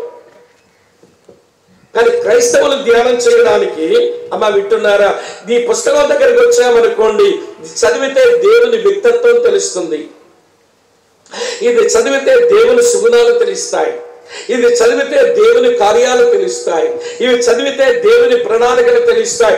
ఈ 4 తెలిస్తే ధ్యానించడానికి ఆధారాలు దొరుకుతాయి. మరి ఉన్న మనం ధ్యానించడానికి అలవాటు లేని వాళ్ళం ఎందుకయ్యామంటే పెడత్రోబట్టే. ఇప్పుడు మనకు ధ్యానించే కళ ఎగిరిపోయింది. మీకు మంచి విషయం చెప్పనా? ఎవరైతే ధ్యానం చేయడం బాగా వస్తుందో వాళ్ళ దృక్పథాలు మారిపోతాయి. ధ్యానము మన దృక్పథాన్ని మార్చేస్తుంది. మీకు అర్థమయ్యేలా చెప్పనా? 73వ కీర్తన తెరవండి, ధ్యానం ఏం చేస్తుందో చూపిస్తాను. 17వ వచనం చదువుతారా? 73వ కీర్తన 17వ వచనం.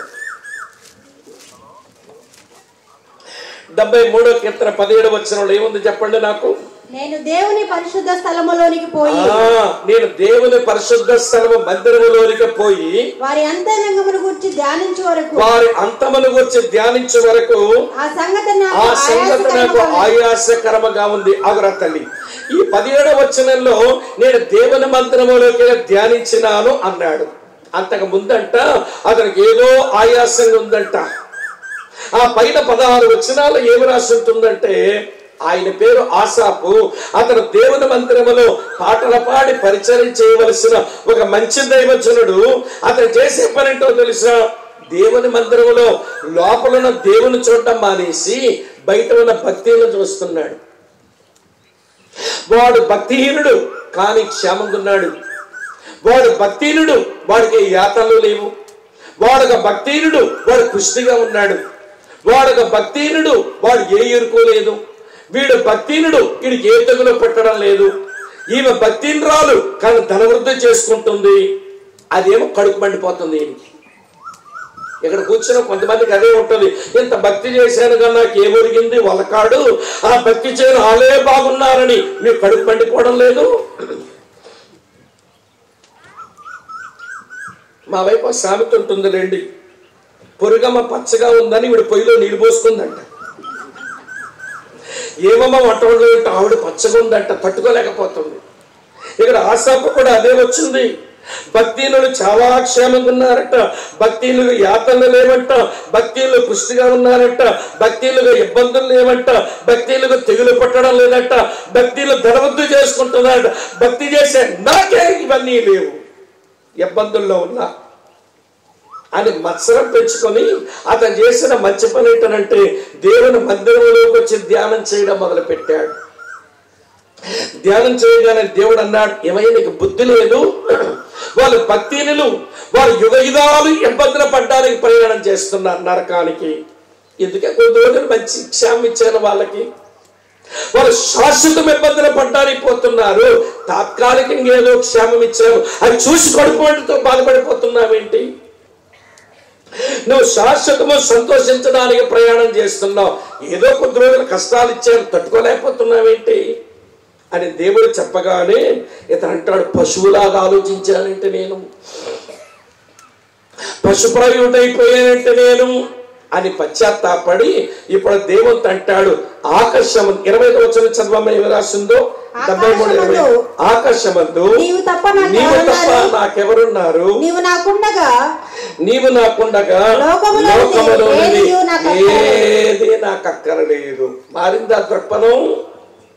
దేవుని సందులో ధ్యానం చేస్తుంటే మన వైఖరి, మన దృక్పథాలు మారిపోతాయి. రండి దేవుని మందిరములోనికి. ఎందుకు దేవుని మందిరములోకి? ఆయన తన మార్గముల విషయమే బోధిస్తాడు, తన త్రోవలన్నీ మనకు నేర్పిస్తాడు. ఆయన మందిరములోనికి వస్తే ఆయన ప్రసన్నతను చూడవచ్చు, ఆయన సందర్భ పగిలిపోయి మన ఫలభరితులం అవ్వచ్చు. ఆయన సందులోకి వచ్చినప్పుడు ఆయన కూర్చొని ధ్యానాలు చేసుకోవచ్చు, మన మనస్తత్వాలే మార్చుకోవచ్చు. అందుకు మందిరములోకి రావాలట. ఈ దర్శనములో దేవుని మందిరం అలా కనబడింది. మరి అమ్మ అర్థమవుతుందా? దేవుని మందిరం అంటే మీ శుభకార్యాలు జరిగించుకునే చోటు కాదు. దేవుని మందిరం అంటే మన అవసరాలు తీర్చుకునే చోటు కాదు. దేవుని మందిరం అంటే దేవుని యొక్క బోధ మనకు దొరికే చోటిది, దేవుని త్రోవలు నేర్చుకునే చోటిది, దేవుని ప్రసన్నతను చూసే చోటిది, దేవుని గురించి ధ్యానాలు చేసుకునే చోటిది. అది చూచాడు యెషయా తన దర్శనములో. ఇది ఒక సంగతి, ఇంకెక్కువ వివరించలేను. రెండో సంగతి ఏంటనంటే ఏం చూశాడు? మందిరానికి చెందిన దేవుణ్ణి చూచాడు. మందిరానికి చెందిన దేవుడు ఎవరు? అర్థమైనాడా? ఈ దేవుడు అంటే నీ ఊహల్లో పుట్టినోడు దేవుడు కాదు, లేక నువ్వు సృష్టించినోడు కాదు దేవుడు. మనుషులు చేసిన దేవుళ్ళంట. ఇది పాతకాలంలో వచ్చింది ఒక సినిమా.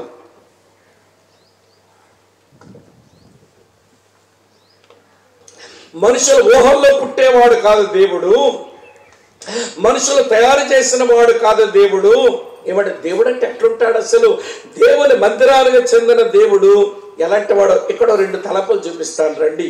యెషయా గ్రంథం 6వ అధ్యాయంలో, యెషయా గ్రంథం 6వ అధ్యాయంలో 1వ వచనం చూడండి. రాజైన ఉజ్జియా మృతునందిన సంవత్సరమున అత్యున్నతమైన సింహాసనమందు ప్రభు ఆసీనుడై ఉండగా చూచితిని. అత్యున్నతమైన సింహాసనం మీద కూర్చున్నాడట. అంటే అర్థమేంటో తెలుసా అండి? అత్యున్నతమైన సింహాసనం మీద కూర్చున్నవాడు రాజుల రాజు, ప్రభువుల ప్రభు, ఆయన చక్రవర్తి, ఆయన సార్వభౌముడు అని అర్థం. అత్యున్నతమైన సింహాసనం మీద కూర్చున్నవాడు చక్రవర్తి, కింద కుర్చీల మీద కూర్చున్న వాళ్ళు సామంతులు, కింద కూర్చున్న వాళ్ళు మంత్రులు, నిలబడి వాళ్ళంతా ఏమంటే సాధారణ ప్రజలు. ఇది దర్బారు సీన్ అన్నమాట. అమ్మా వింటున్నారా? మీకు అర్థమవుతుందా? ఎవరు మందిరానికి చెందిన దేవుడు? రాజుల రాజు, ప్రభువుల ప్రభు, చక్రవర్తి. అంటే అర్థం ఆయన ఏదైనా చెయ్యాలి అనుకున్నప్పుడు తన ఇష్టం వచ్చినట్టుగా ఆయన చేసుకుంటాడు. రండి చూపిస్తాను. 117వ కీర్తన 3వ వచనం చూడండి. అర్థమవుతుందా? అర్థమవుతుందా? ఏదో చెప్పండి బాబు, భయం వేస్తుంది నాకు. అర్థమవుతుందమ్మా? సరే 115:3 చూడండి ఏం రాస్తుందో. మా దేవుడు ఆకాశమందున్నాడు, తనకు ఇష్టం వచ్చినట్లుగా సమస్తమును చేయుచున్నాడు. ఆయన ఇష్టం. మా దేవుడు పైన ఆకాశమందున్నాడు, తనకి ఇష్టం వచ్చినట్లుగా సమస్తమును చేసుకుంటాడు. ఎక్కడెక్కడ ఏం చేసుకుంటాడు చదువుతాను చూడండి. 135వ కీర్తనలో 6వ వచనం ఉంటుంది, చదవండి. 135:6. ఆకాశమందును భూమియందును సముద్రములయందును మహాసముద్రములన్నిటి యందును ఆయన తనకిష్టమైనదంతయు జరిగించుకున్నవాడు.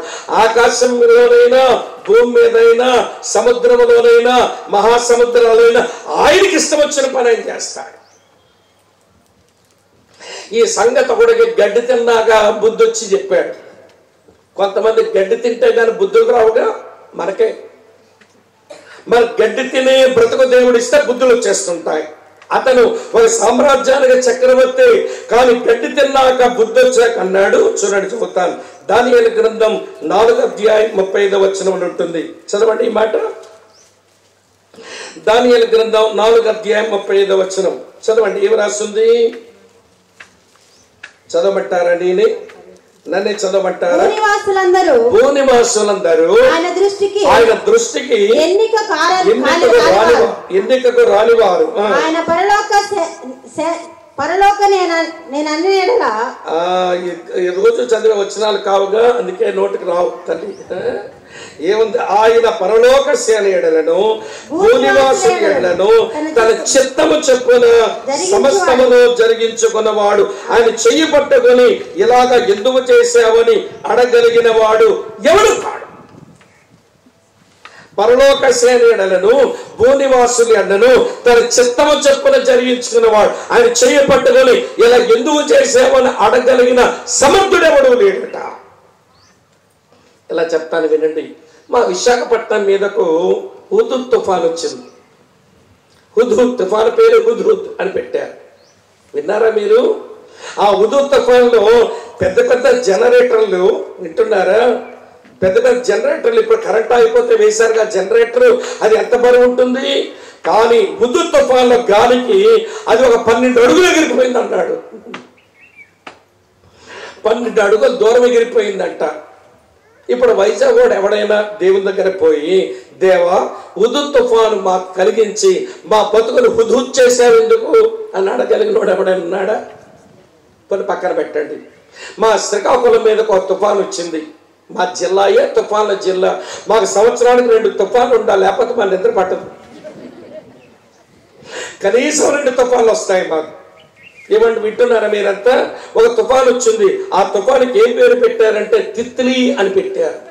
మరి ఎందుకు పెట్టినాడో కానీ ఆ తిత్లీ తుఫాన్ వచ్చి మా తిత్తి తీసేసింది. హుదూద్ తుఫాన్లో వచ్చిన గాలి ఇవ్వండి గంటకు, వింటున్నారా లేదా మీరు, ఇవ్వండి 210 కిలోమీటర్ స్పీడ్గా గాలి వీచింది. కానీ మా తిత్లీ తుఫానుకేమో గంటకు 240 నుంచి 260 కిలోమీటర్ స్పీడ్గా గాలి వీస్తే, ఒక పెద్ద తోకలారి ఉంటుంది చూసండి, ఎక్కువ టైర్లతో ఉండే తోకలారి మీద కంటైనర్స్ ఉంటాయి. మా చర్చకి చెందిన టీచర్ ఒక ఆయన ఏమంటే బండి మీద వస్తూ ఆ గాలికి ముందుకు వెళ్ళలేక మొత్తం బండి కింద పెట్టేసి ఇలా చూస్తుంటే ఒక కంటైనర్ అంతా ఎగిరిపోతుందంట. అలాగా అన్న, సినిమాల్లో కూడా ఇలా సీన్లు ఉంటాయో లేదో కానీ ఆ కంటైనర్ అలా ఎగిరిపోతుంటే భయం వేసిపోయిందన్న, దారి మధ్యలో దొరికిపోయానన్నాడు. ఇప్పుడు శ్రీకాకుళం జిల్లా వాళ్ళు ఎవరైనా లేచి, ఏమి దేవా మా తిత్తిని తుఫాను పంపించి మా తిత్తెందుకు తీసేవని అడగలిగినోడు ఎవడైనా ఉన్నావా? పోనొద్దులండి. కరోనా వచ్చింది కదా, లక్షల మంది చచ్చిపోయారు కదా. ఇలా అడుగుతాను చెప్పండి, కరోనా వైరస్ ఉన్న గాలి పీల్చుకున్న మీ ఇంట్లో పెంచుకున్న కోడి చచ్చిందా? మాట్లాడరే. కరోనా వైరస్ ఉన్న గాలి పీల్చుకున్న కోళ్ళు చచ్చిపోయినాయి అని ఎప్పుడైనా చదివారా మీరు? కోడి కరోనా రాలా. కరోనా వైరస్ ఉన్న గాలి పీల్చుకున్న కుక్క చచ్చిందని టీవీలో మీరు ఎప్పుడైనా చూసారా? కరోనా వైరస్ ఉన్న గాలి పీల్చుకున్న కాకి చచ్చిందని ఎప్పుడైనా చదివారా? అంటే కరోనా వైరస్ మీ ఇంట్లో పెంచుకున్న కుక్కకు రాలేదు, చెప్పరే, కోడికి రాలేదు, కక్కుర్తుపడే కాకి రాలా. కరోనా వైరస్ ఎవడక్కడ వచ్చిందంటే మనిషికే వచ్చింది. కొన్ని లక్షల మంది చచ్చిపోయినారు. ఈ మనుషులు ఎవరైనా ఏమి దేవా ఈ కరోనా వైరస్ మనుషులకు ఎందుకు ఇచ్చేవని చెయ్యి పట్టుకుని అడగలిగినోడు ఎవడైనా ఉన్నాడా? ఎవడమో సమర్థనం కాదు, ఆయన ఇష్టం ఇచ్చాడు. మనుషుల దగ్గర రాలిపోయారుగా. మాకు వైద్యం వచ్చు, మాకు ఔషధ శాస్త్రం వచ్చు, మా బతుకులు మేము కాపాడుకోగలం అనుకుంటే దేవుడు వచ్చిన కుదిపాడంతే. ప్రపంచం అంతా అతాకుతలమైపోయింది. ఇదంతా మీకు ఎందుకు చెప్పానంటే, దేవుడు సార్వభౌముడు, చక్రవర్తి, రాజుల రాజు, ప్రభుల ప్రభు, ఆయన సమస్తమును తనకు ఇష్టం వచ్చినట్టుగా చేసుకునేవాడు. ఆయన ఏది చేసినా ఆయన చెయ్యి పట్టుకొని అడగలిగిన వారు ఎవరునూ లేరు. మరి ఏం చేయాలి ఇప్పుడంటే, చిత్తము ప్రభువా అండవే నేర్చుకోవాలి. రాజుల రాజు, ప్రభుల ప్రభు, సార్వభౌముడు, చక్రవర్తి ఏమి చెయ్యాలంటే చిత్తము ప్రభువా, నువ్వు ఏది చేసినా నీ చిత్తములకు నేను దాసాను దాసున్నాను అనుకోవడం వస్తేనే ఆయన సార్వభౌమాధికారం అర్థమైనట్టు లెక్క. ఇది తెలియాలి ప్రతి వాళ్ళకి. ఈ మందిరమునకు చెందిన దేవుడు సార్వభౌముడు. ఇది ఒక మాట. రెండో మాట చెప్తాను వినండి. ఈ మందిరానికి చెందిన దేవుడు ఎవరో తెలుసా? యెషయా 6:3 ఇలా రాసి ఉంది. చదువుతున్నాను చూడండి ప్రియులారా. యెషయా గ్రంథం 6:3 ఏముంది? వారు సైన్యములకు అధిపతి యెహోవా పరిశుద్ధుడు, పరిశుద్ధుడు, పరిశుద్ధుడు, సర్వలోకం ఆయన మహిమతో నిండి ఉన్నదని గాన ప్రతిగానాలు చేస్తున్నారట. ఈ మందిరానికి చెందిన దేవుడు పరిశుద్ధుడు. యేసు ప్రభువే చెప్పారు యోహాను సువార్త 12 యెషయా చూచిన దర్శనములో ఉన్న ఆ సింహాసనమున కూర్చున్న వాడు ఎవడో తెలుసా? నేనే. ఇందాక అన్న చెప్పారు, సమరీ స్త్రీ అడిగింది, మీరేంటి ఆరాధన సత్యాలు చెప్పేస్తున్నావు నువ్వు? మేమేమో ఈ గెరీజీము కొండ మీద ఆరాధిస్తాము, మీరేమో యెరూషలేము కొండ మీద ఆరాధిస్తారు అని అంటే, అమ్మా ఇక్కడ కాదు అక్కడ కాదు, దేవుని ఆరాధించేవారు ఆత్మతో సత్యముతో ఆరాధించే ఒక కాలం వస్తుందని చెప్తున్నా, ఇవాళ మెస్సియా వస్తే చెప్తాడు కదా అని ఆవిడంటే యేసయ్య అన్నాడు, అమ్మా ఆయననే, నేనే ఆయనను, నేనే ఆయనను. వినండి వినండి ప్రియులారా. కనుక యెషయా చూచిన దర్శనంలో ఉన్న ఆ సింహాసనం మీద కూర్చున్న వాడు ఎవరో తెలుసా? నేనే అన్నాడు. ఆయన పరిశుద్ధుడు. యేసు ప్రభు మహాపరిశుద్ధుడు. నేను రాత్రి కొన్ని విషయాలు చెప్పాను. పాపముతో జోలి కలిగి ఉండలేని వాడు, పాపమును చూడలేని నిష్కలంకమైన నేత్రాలు కలిగిన వాడు. ఆయన గురించి ఒక ఆయన అంటాడు, 1 పేతురు 2:22 అంటాడు, ఆయన పాపము చేయలేదు, ఆయన అమ్మ వింటున్నారా? ఆయన పాపము చేయలేదు, ఆయన నోటను ఏ కపటమును కనబడలేదు. ఈ డిడ్ నో సిన్, పాపము చేయని ఏకైక వ్యక్తి ప్రభువైన యేసుక్రీస్తు మాత్రమే. 1 యోహాను పత్రిక 3:5 యోహాను రాస్తాడు, పాపములను తీసివేయుటకు ఆయన ప్రత్యక్షమాయెను, ఆయనందు పాపమేమీయూ లేదు. ఆయన పాపం చెయ్యను లేదు, ఆయనందు పాపమేమీ లేదు. He did no sin, he had no sin. పాపమే లేనివాడు, పాపమే చెయ్యనివాడు. 2 కొరింథీ పత్రిక 5:21 పౌలు భక్తుడు అంటాడు, పాపము ఎరగని ఆయన మన కోసం పాపముగా చేయబడ్డాడు. అమ్మ వింటున్నారా? ఎవరండి ఆలయానికి చెందిన దేవుడు? ఎవరండి మందిరానికి చెందిన దేవుడు? ఆయన పరిశుద్ధుడు, పాపమే చెయ్యనివాడు, పాపమే లేనివాడు, పాపమే ఎరగనివాడు. ఏం కోరుతున్నాడు మనుషులు ధనించంటే, నేను పరిశుద్ధుడనై ఉన్న ప్రకారము చెప్పండి మీరును. అది ఆయన కోరుకుంటున్నది. సార్వభౌముడు గనక చిత్తం ప్రభువా అని దాసులం అవుదాం. పరిశుద్ధుడు గనక పరిశుద్ధులుగా ఉండాలని కోరుతున్నాడు గనక పరిశుద్ధులుగా ఉండడానికి ప్రాకులాడదాం. అప్పుడే ఈ మందిరానికి చెందిన దేవుడు మనకు అర్థమైనట్టు లెక్క. అర్థమవుతుందని చెప్పే మాట. యెషయా ఎవరిని చూచాడు? మందిరాన్ని చూచాడు. ఏది మందిరమో చెప్పాను. యెషయా ఎవరిని చూచాడు? ఈ మందిరానికి చెందిన దేవుడు చూచాడు. ఆ దేవుడు ఎవరో చెప్పాను. చివరి మాట చెప్తాను వినండి. ఈ మందిరానికి చెందిన సభ్యులు ఎవరు? మరి అలాగా మారాలి మనం. అలాగా మారితే ఈ మందిరం తయారవ్వడం పెద్ద కష్టమైన పని అవ్వదు. ఈ మందిరం అనేకులతో నిండడం పెద్ద కష్టమైన పని అవ్వదు. మనకు మందిరం ఏంటి అర్థం కావాలా? మందిరానికి చెందిన దేవుడు ఎవరో మనకు బోధపడకపోతే, మందిరానికి చెందిన సభ్యులు ఎలా ఉండాలో మనకు అర్థం కాకపోతే, అమ్మ వింటున్నారా, మనమేం ఉజ్జీవించబడతామని చెప్పండి. యెషయా ఉజ్జీవింపబడడానికి కారణం మందిరం చూచాడు, మందిరం అర్థమైంది. మందిరానికి చెందిన దేవుడు చూచాడు, ఆయన ఎవరో గ్రహించినాడు. మందిరానికి చెందిన సభ్యులు కూడా చూచాడు, పరివర్తన చెందాడు. ఇప్పుడు మందిరానికి చెందిన సభ్యులు ఎవరో చెప్తాను, సావధానంగా వినండి. 6:2 చదవాము ఇప్పుడు. ఆయనకు పైగా శరాపులు నిలిచి ఉండిరి, ఒక్కొక్కరికి 6 రెక్కలుండెను. ప్రతివాడు 2 రెక్కలతో తన ముఖమును 2తో తన కాళ్ళను కప్పుకొనుచు 2తో ఎగురుచూ ఉండెను. ఎంత మంచి మాట అండి. ఆ మందిర సభ్యులు ఎవరంటే మందిరములో కనబడుతున్న శరాపులు. వారికి ఎన్ని రెక్కలు ఉన్నాయంట? పర్లేదు చెప్పండి. ఎన్ని రెక్కలు ఉన్నాయి? 6 రెక్కలు ఉన్నాయి. 2 రెక్కలతో ఏం చేస్తున్నారట? తమ ముఖాన్ని కప్పేసుకుంటున్నారు. 2 రెక్కలతో ఏం చేస్తున్నారట? తమ కాళ్ళని కప్పేసుకుంటున్నారు. ఎందుకని? ఇక్కడ పరిశుద్ధుడైన దేవుడున్నాడు. ఆయనను మా కళ్ళతో చూడలేమని ఆయన పరిశుద్ధతను గౌరవిస్తూ 2 రెక్కలతో ముఖాన్ని కప్పేసుకున్నారు. ఆ పరిశుద్ధ దేవునికి మా కాలు కనబడకూడదని 2 రెక్కలతో తమ కాళ్ళని కప్పేసుకున్నారు. దేవుని పరిశుద్ధతను గౌరవించడానికి వారికి ఉన్న రెక్కల్లో ఎన్ని రెక్కలు వాడారు? 4. తమకు తాము ఎగరడం కొరకు ఎన్ని రెక్కలు ఉంచుకున్నారు? 2. మందిర సభ్యులంటే ఎలా ఉంటారంటే ఎక్కువ దేవునికి ఇచ్చి తక్కువ తమ కొరకు ఉంచుకునే వాళ్ళు అందరూ మందిర సభ్యులు కాదు. దేవుడు నీకు సమయం ఇచ్చాడు, దేవుడు నీకు సంపద ఇచ్చాడు, దేవుడు నీకు శరీర బలం ఇచ్చాడు. ఏమండి, మన మందిర సభ్యులమైతే ఎక్కువ దేవుని కొరకు ఇచ్చి తక్కువ తమ కొరకు ఉంచుకునే వారు మందిర సభ్యులు.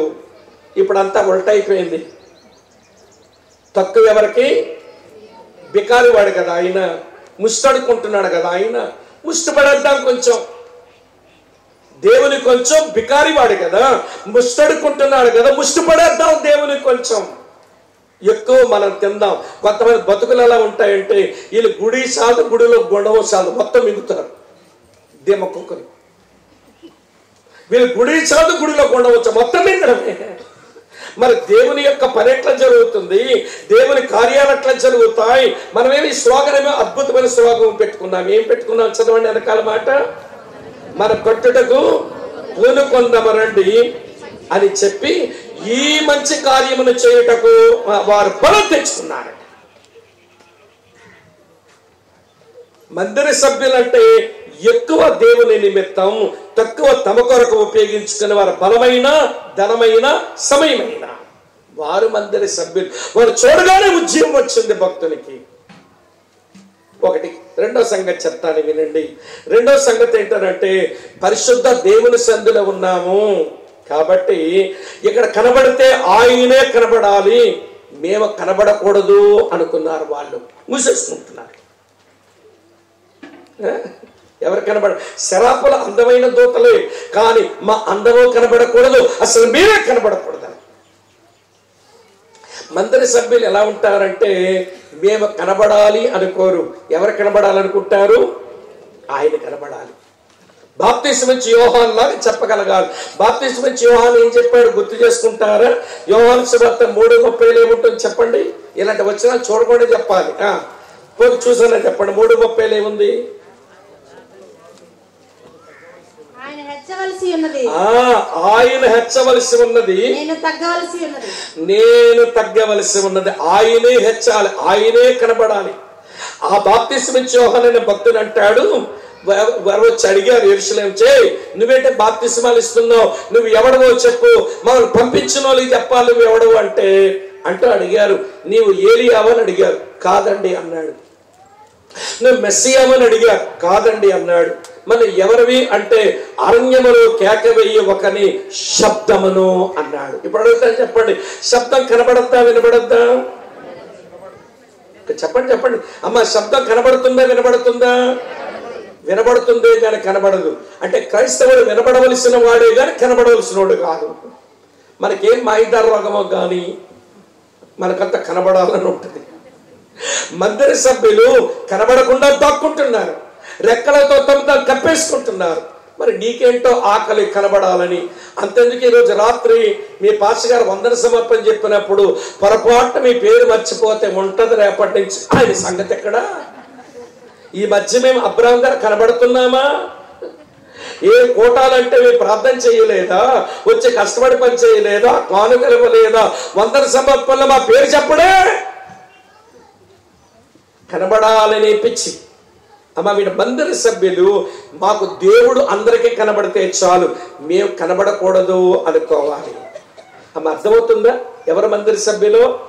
మా దగ్గర నేను ఒక ప్రాంతంలో వీధి సువార్త ప్రకటిస్తుంటేను ఒక పెద్ద ఆయన జాగ్రత్తగా దూరం నుంచి మరి శ్రద్ధగా వింటున్నాడు. ఆయన వాలకం చూస్తేనే ఊరి పెద్ద మనిషిని తెలిసిపోతుంది, ఎవరు చూసినా తెలిసిపోద్ది, ఆయన ఫిజిక్ అలా ఉంటుంది. సరే, నేను ప్రసంగం ముగించాక దగ్గరకు వచ్చి, బాబు చాలా మంచి విషయాలు చెప్పారు, మరి మాకు ఈరోజు చెప్పిపోతావు, ఏ ఊరి నుంచి వచ్చావో మాకు తరచూ చెప్పాలంటే ఎవరు చెప్తాడు అన్నాడు. అక్కడెక్కడ అప్పుడప్పుడు వింటున్నాడు, ఇప్పుడు నన్ను ఆ మాట అడిగాడు, మీరు చెప్పి వెళ్ళిపోతుంటారయ్యా, మా తరచూ చెప్పాలంటే ఎవరు చెప్తాడు అన్నాడు. అనగానే అన్నాను, సార్ మరి ఇక్కడ ఏదైనా ఒక చిన్న మందిరం ఉంటే, అక్కడ ఎవరైనా ఒక దేవుని సేవకుడు ఉంటే ఎప్పుడంటే అప్పుడు దేవుని మాటలు మీరు వినొచ్చండి అంటే, మందిరమా అయితే రా అన్నాడు. మేమంతా వెనక నడిచిపోతున్నాం. ఆయన రోడ్డు మీద నిలబడి ఇక్కడ నుంచి ఆ తాటి చెట్లు ఉన్న ఆ తోట వరకు ఇవన్నీ మా భూములేనండి, మందిరం ఎక్కడ అర్థమో చెప్పు అన్నాడు. నేను అన్నాను, మా దగ్గర డబ్బులు లేవండి అన్నాను. నీకు డబ్బులు ఎవడు అడిగాడయ్యా అంటున్నాడు. మరి స్థలం కొనాలంటే డబ్బులు ఉండాలి కదా, నీకు డబ్బుల సంగతి ఎవడు అడిగాడు, మందిరం వేయాలంటే ఎలా వేయాలి చెప్పు అన్నాడు. అంటే ఒక ఏది ఉద్రేకపడుతున్నాడు. సరే, ఇంత పొడుగు ఇంత వెడల్పుతో మందిరం వేస్తే బాగుంటుంది అని అన్నాను. అయితే ఒరే ఆ తాపి పనుని పిలవండి అన్నాడు. సార్ మా దగ్గర డబ్బులు లేవండి, మందిరం కట్టాలంటే డబ్బులు అవుతాయి కదా అన్నా. నేను, నీకు డబ్బులు ఎవరు అడిగారు సార్, రండి ఆ తాపి పనుడు వచ్చా కొలతలు వేయమన్నాడు. కొలతలు వేసిన తర్వాత ఈరోజు డేట్ అంతా డిసెంబర్ 22, మళ్ళీ డిసెంబర్ 23 వచ్చే సంవత్సరానికి మందిరం ఓపెన్ చేసేద్దామండి అన్నాడు. సార్ మీరేదో ఉద్రేకపడుతున్నారు, మా స్థలం కొనడానికి డబ్బులు లేవు, మందిరం కట్టడానికి డబ్బులు లేవంటే దాని విషయం వదిలేసేయండి, మందిరం ఎలా తయారవ్వాలో దాని పనులు చేయించని మనిషిని పంపిస్తున్నాండి, మేము మందిరం కడతానన్నాడు ఆయన. ఇదేంట్రా ఉద్రేకపడుతున్నాడు ఈయన అనుకుని మొత్తానికి కొలతలు వేసిన తర్వాత అప్పుడప్పుడు వచ్చి నా సేవకుడు, కానీ నేను కూడా 2 సార్లు మధ్యలో పోయాను, కరెక్ట్గా సంవత్సరం తీరేసరికి మంచి మందిరం నిర్మాణం చేశాడు. ఆ ఊరు పెద్ద ఆయన ఆస్తిపరుడు, ఏమంటే వింటున్నారా నాయుడు గారు, పనంతా చేసి ముగించినాడు ఆయన. సరే ఓపెనింగ్ పోయాం, మధ్యలో పోవడం జరిగింది, అవన్నీ చెప్పలేకపోతున్నాను కానీ టైం లేక. ఓపెనింగ్ వెళ్ళేసరికి ఈ మనిషి కనబడలా. కనబడకపోతే తమ్ముడు సుధాకర్, ఏ రామనాయుడు గారు ఏరి అంటే, ఇక్కడే ఉండి అన్ని పనులు చేసినారన్నా, ఏమయ్యాడు ఆయన, చుట్టుపక్కల 3-4 గ్రామాలు పిలిచేసుకున్నాడు భోజనానికి. ఆయన ఏసయ్య గుడి కట్టావు రండి ఓపెనింగ్ అవుతుందని పిలిచాడంట. మొత్తం అంతా వంటలని చేంజ్ చేస్తున్నాడు ఆయన. చివరి రామనాయుడు గారు కనబట్ల, ఏరా బాబు చూడండి అంటే, ఆయన తెల్ల పంచి తెల్ల ఏమంటే చొక్కా వేసుకొని ఏమంటే పెద్ద పెద్ద దేశాలు వంటలు అవుతుంటే గడ్డి పట్టుకొని దాని మీద సర్పసొప్పు పెట్టి తోముతున్నాడంట. అక్కడ అన్న గిన్నెలు తోముతున్నాడు అంట. గిన్నెలతో ఆయన ఎందుకు పెట్టుకున్నాడు అని చెప్పి నేను పోయి, ఏమంటే రామనాయుడు గారు ఓపెనింగ్ అవుతుంది మీరు రావాలి కదా అంటే, నేనెందుకు స్వామిబాబు అంటాడు. మరి మీరు లేకుండా ఎట్లా అండి, స్థలం మీది, మేము కట్టించే పని మీరే, మీ ఫ్యామిలీ అంతా కట్టించినారు, మరి ఓపెనింగ్ మీ పక్కన నిలబడిపోతే ఎట్లా అంటే, మీరు ఆ మాట అంటారని గిన్నెలతో కూడా వచ్చాను అన్నాడు. మీరు ఆ మాట అంటారని గిన్నెలతో కూడా వచ్చాను. ఏమంటారంటే, రామనాయుడు గారు స్థలం ఇచ్చారు, ఈ మందిరం అంతా కూడా రామనాయుడు గారు కట్టించారు అని మీరంటే దేవునికి కీర్తి వస్తుంది బాబు, కీర్తి మా కుటుంబానికి వెళ్ళిపోతుంది కదా, ఆ కీర్తి మాకు రాకూడదనే నేను ఈ పనిలో ఉన్నా. మీరు ఓపెన్ చేయండి, లోపలికి వెళ్ళిపోండి, వాక్యం మొదలు పెట్టండి, వచ్చి కూర్చుని వాక్యం వింటాను. ఎన్ని సంవత్సరాలు క్రైస్తవుడు, ఏదో క్రైస్తవం మీద కొన్ని మాటలు విన్నాడు, మీరు సువార్త చెప్పినప్పుడు ప్రభు నన్ను విశ్వాసం ఉంచాడు, ఈ సంవత్సరం అంతా అప్పుడప్పుడు సేవకుల దగ్గర వాక్యం విన్నాడు, ఇంత మందిరం కట్టాకంటాడు. నేను గాని మా కుటుంబ సభ్యులు గాని మా వల్ల ఎక్కడ పని జరిగిందని కీర్తి మాకు రాకూడదు, దేవుని కీర్తి చెందాలనుకుంటున్నాడు. మరి ఇన్ని సంవత్సరాల క్రైస్తవులైనా మనోళ్ళకేం మైదా రోగమో గాని మేం గుర్తించబడాలి, మేం గమనించబడాలి, మేం గౌరవించబడాలి. 100 సమర్పణలో పేరు చెప్పకపోతే ఈ మధ్య అబ్రాహం గారికి మేము కనబడుతున్నామా, మూర్తిప్పుకొని కొత్త పక్షవాత రోగం వచ్చింది దానిలాగా. నీకు అర్థం కాల మందిర సభ్యులు ఎలా బతకాలో. మందిర సభ్యులు తమకు దేవుడిచ్చింది ఏదైనా దేవుని కొరకు అధికం, తమ కొరకు స్వల్పం ఉంచుకొని పని జరిగిస్తారు. మందిర సభ్యులు ఎవరైనా ఆలకిస్తున్నారా మీరు? మందిర సభ్యులు ఎవరైనా దేవుడు కనబడాలనుకుంటారు, మేము కనబడకూడదు అనుకుంటారు. మూడో సంగతి చెప్తాను. ఈ మందిర సభ్యులంతా ఏం చేస్తున్నారంటే, సైన్యములకు అధిపతి యెహోవా పరిశుద్ధుడు పరిశుద్ధుడు పరిశుద్ధుడు సర్వలోకమైన మహిమతో నిండి ఉన్నదని గొప్ప స్వరముతో గాన ప్రతిగానాలు చేస్తున్నారట. గానము చేసేవాడు ఒకడు, ప్రతిగానం చేసేవారు మిగిలిన వాళ్ళు. వినసొంపుగా ఉంది. గానము ప్రతిగానం, గానం చేసేవాడికి ప్రతిగానం చేసేవారికి మధ్య సమైక్యత లేకపోతే, ఐకమత్యం లేకపోతే అది వినసొంపుగా ఉండదు. దాని సింఫనీ అంటారు. ఏమంటే మ్యూజిక్ భాషలో సింఫనీ ఉండాలి. గానం చేసేవాడికి ప్రతిగానం చేసేవాడికి మధ్య ఐకమత్యం ఉండాలి. మందిర సభ్యులు అంటే ఐకమత్యంతో బ్రతికే వాళ్ళు. ఎఫెసీ పత్రిక 4:1 రాసి ఉంటుంది, కాబట్టి సమాధానం అనే బంధము చేత ఆత్మ కలిగించు ఐకమత్యాన్ని కాపాడుకుందాం. ఐకమత్యంతో ఉండాలి. అమ్మ వింటున్నారా? మీ ప్రాంతాల్లో ఉన్నాయో నాకు తెలియదు, కానీ ఇప్పుడు ఈ కాలంలో ఉండవులేండి. పాత కాలంలో ఉన్నాయో లేదో నాకు తెలియదు, కానీ మా వైపు ఏమంటే పాత కాలంలో ఒక ఆట ఉండేది. చిన్నపిల్లలు ఆడుకునేవాళ్ళు. అందరూ ఇట్లా లింకులు కట్టి రౌండ్గా ఉంటారన్నమాట. లోపల ఒక పిల్ల ఉంటుంది, బయట ఒక పిల్ల తిరుగుతూ ఉంటుంది. బయట పిల్ల ఏమంటుందో తెలుసా? మేకాని చంపుతాం అనగానే ఏమంటే లోపల ఉన్న పిల్ల ఈ చైన్ కాపున్న వీళ్ళంతా కాలు ఎరగొడతాం అంటారు. మేకాని చంపుతాం, కాలు ఎరగొడతాం, మేకాని చంపుతాం, కాలు ఎరగొడతాం. ఆ మేక ఆ స్థానంలో ఉన్న పిల్ల లోపలికి వచ్చి, ఆ పులి స్థానంలో ఉన్న పిల్ల మేక స్థానంలో ఉన్న పిల్ల పట్టుకోవడానికి వస్తే వీళ్ళు గట్టిగా చేతులు పట్టుకుంటారు, అవకాశం ఇవ్వరు. ఒకవేళ పులి స్థానంలో ఉన్న పిల్ల కొంచెం బలమైన పిల్ల ఆ లిక్కు తెచ్చుకొని లోపలికి వస్తే మేకను బయటకు వదిలేసి మళ్ళీ లోపల కట్టేస్తారు. ఏంటంటే ఐకమత్యం కొరకైన ఆటది. ఈ పులి వేషంలో ఉన్న పిల్లంటది నల్ల పూసలు పోయాయి అంటారు, వెతుక్కో వెతుకు అంటారు. వెతుక్కోవడానికి వస్తుంది దాని అన్నమాట, ఎందుకంటే మేకను పట్టేస్తుందని. సంఘస్థులు అంటే ఒకరి చేతిలో గట్టిగా పట్టుకొని సాతాను లోపలికి రానివ్వకుండా వాడు కాలేరు కొడతామని చెప్పాలి. సాతాను అంటాడు సమాధానం లేకుండా చేస్తా అని లోపలికి వస్తానంటే కాలేరు కొడతామని చెప్పడం అనేసి వచ్చి మా సమాధానం పాడు చేయి, మా పరిశుద్ధతను పాడు చేయి, మా ప్రేమను చల్లార్చేయి, మా సాక్షి జీవితాలు పాడు చేయి అని దుష్టునికి చోటిస్తే మనం ఏం ఐకమత్యంతో సంఘ సభ్యులు చెప్పండి. సంఘ సభ్యులంటే ఐకమత్యం కొరకు ఆరాటపడేవాళ్ళు. ఇవ్వండి వింటున్నారా మీరంతా? ప్రకాశం జిల్లాలో ఒక దైవజనుడు బోధ చేస్తే ఒక ప్రసంగానికి 2222 మంది నమ్మి బాప్తిసం పొందారంట. ఇది మీ పక్క ప్రకాశం, ఒంగోలు పట్టణంలోనే ప్రకాశం జిల్లాలో. వెస్లీ డ్యూయల్ అనే ఒక చరిత్రకారుడు అంత గొప్ప ఉద్యమం పెంతుకోస్తు తరువాత, యెరూషలేములో పెంతుకోస్తు పండగ రోజు తర్వాత మళ్ళీ భారతదేశంలో వినండి, ఆంధ్ర రాష్ట్రంలో ప్రకాశం జిల్లాలో ఒంగోలు పట్టణంలో అంత ఉద్యమం రావడానికి గల కారణం అక్కడ దైవజనులంతా ఐకమత్యంతో ప్రార్థన చేస్తే, క్లౌదర్ గారు ఒక ప్రసంగం ఇక్కడ చేస్తే ఒక ప్రసంగంలో ఒక వీక్లీ మార్కెట్లో 2222 మంది ప్రభువుని నమ్మి బాప్తిసం పొందారు. మీ పక్కనే వెస్లీ డ్యూయల్ అంటాడు, క్లౌదర్ గారు ప్రసంగం బట్టి ఎంతమంది మారలా, 7 గుంట్ల పేరయ్య తర్జుమా వాళ్ళు ఎంతమంది మారలా. వాళ్ళిద్దరే పనిచేశారు ఆ రోజున. కనిగిరికి చెందిన 7 గుంట్ల పేరయ్య ఏమండి అమెరికా బ్యాప్టిస్ట్ మిషన్ నుంచి వచ్చిన ఏమండి క్లౌదర్ గారు ఇద్దరు పనిచేశారు. ఒక ప్రసంగానికి ఇంతమంది నరకం నుంచి తప్పించబడి బాప్తిసం పొంది దేవుని బిడ్డలయ్యారు. అందుకు గల కారణం వారక్కడ ఐకమత్యంతో చేసిన ప్రార్థన అంట. ఈ రోజున మనం నచ్చితే ప్రైజ్ అంటే ప్రైజ్ అని 16 పనులు చూపిస్తాం. నచ్చకపోతే ప్రైజ్ అంటే ప్రైజ్ అని మూర్తి పోతాం. ఇది ఐకమత్యం. ఏమి దేవుని కార్యాలు జరుగుతాయి చెప్పండి? మందిర సభ్యులంటే ఐకమత్యం కొరకు ఆరాటపడే వాళ్ళు. నా మాట వల్ల కానీ, నా హావభావాల వల్ల కానీ, నా పనుల వల్ల కానీ మా చర్చిలో ఐకమత్యం పాడైపోకూడదని కలిసి ఉండడానికి ప్రయత్నం చేయాలి. అది మందిర సభ్యుల లక్షణం. 3 చెప్పాను, అయిపోయింది. 3 నిమిషాలు ఉంది టైం, ఇంకా అలా పావు తక్కువ 2. నేను వాచ్ పెట్టుకోనని చెప్తున్నా మీకు. ఏమంటే తర్వాత సంగతి ఏంటో తెలుసా?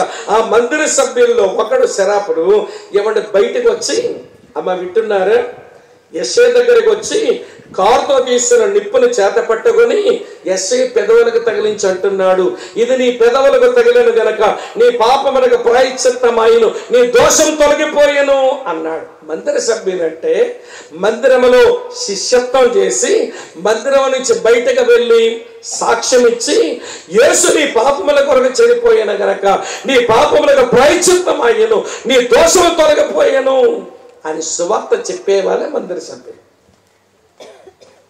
అర్థమవుతుందా? ఇందాక చివరిని ఏమన్నారు మీరు? సమరయ స్త్రీ బయటకు పోయి అంటుంది, నేను చేసినవన్నీ చెప్పిన వాణిని చూడరండి, ఈయన క్రీస్తు కాడా? అది సాక్ష్య జీవితం, అది సువార్త చెప్పే జీవితం. మందిర సభ్యులు శరాపు ఒకడు ఆ బలిపీఠం మీద ఉన్న నిప్పును కారుతో పట్టకారుతో తీసుకుని వచ్చి యెషయా పెదవుల దగ్గర తగిలించి, ఇది నీ పెదవులకు తగిలిన గనక నీ పాపములకు ప్రాయశ్చిత్తమాయెను, నీ దోషము తొలగిపోయెను అన్నాడు.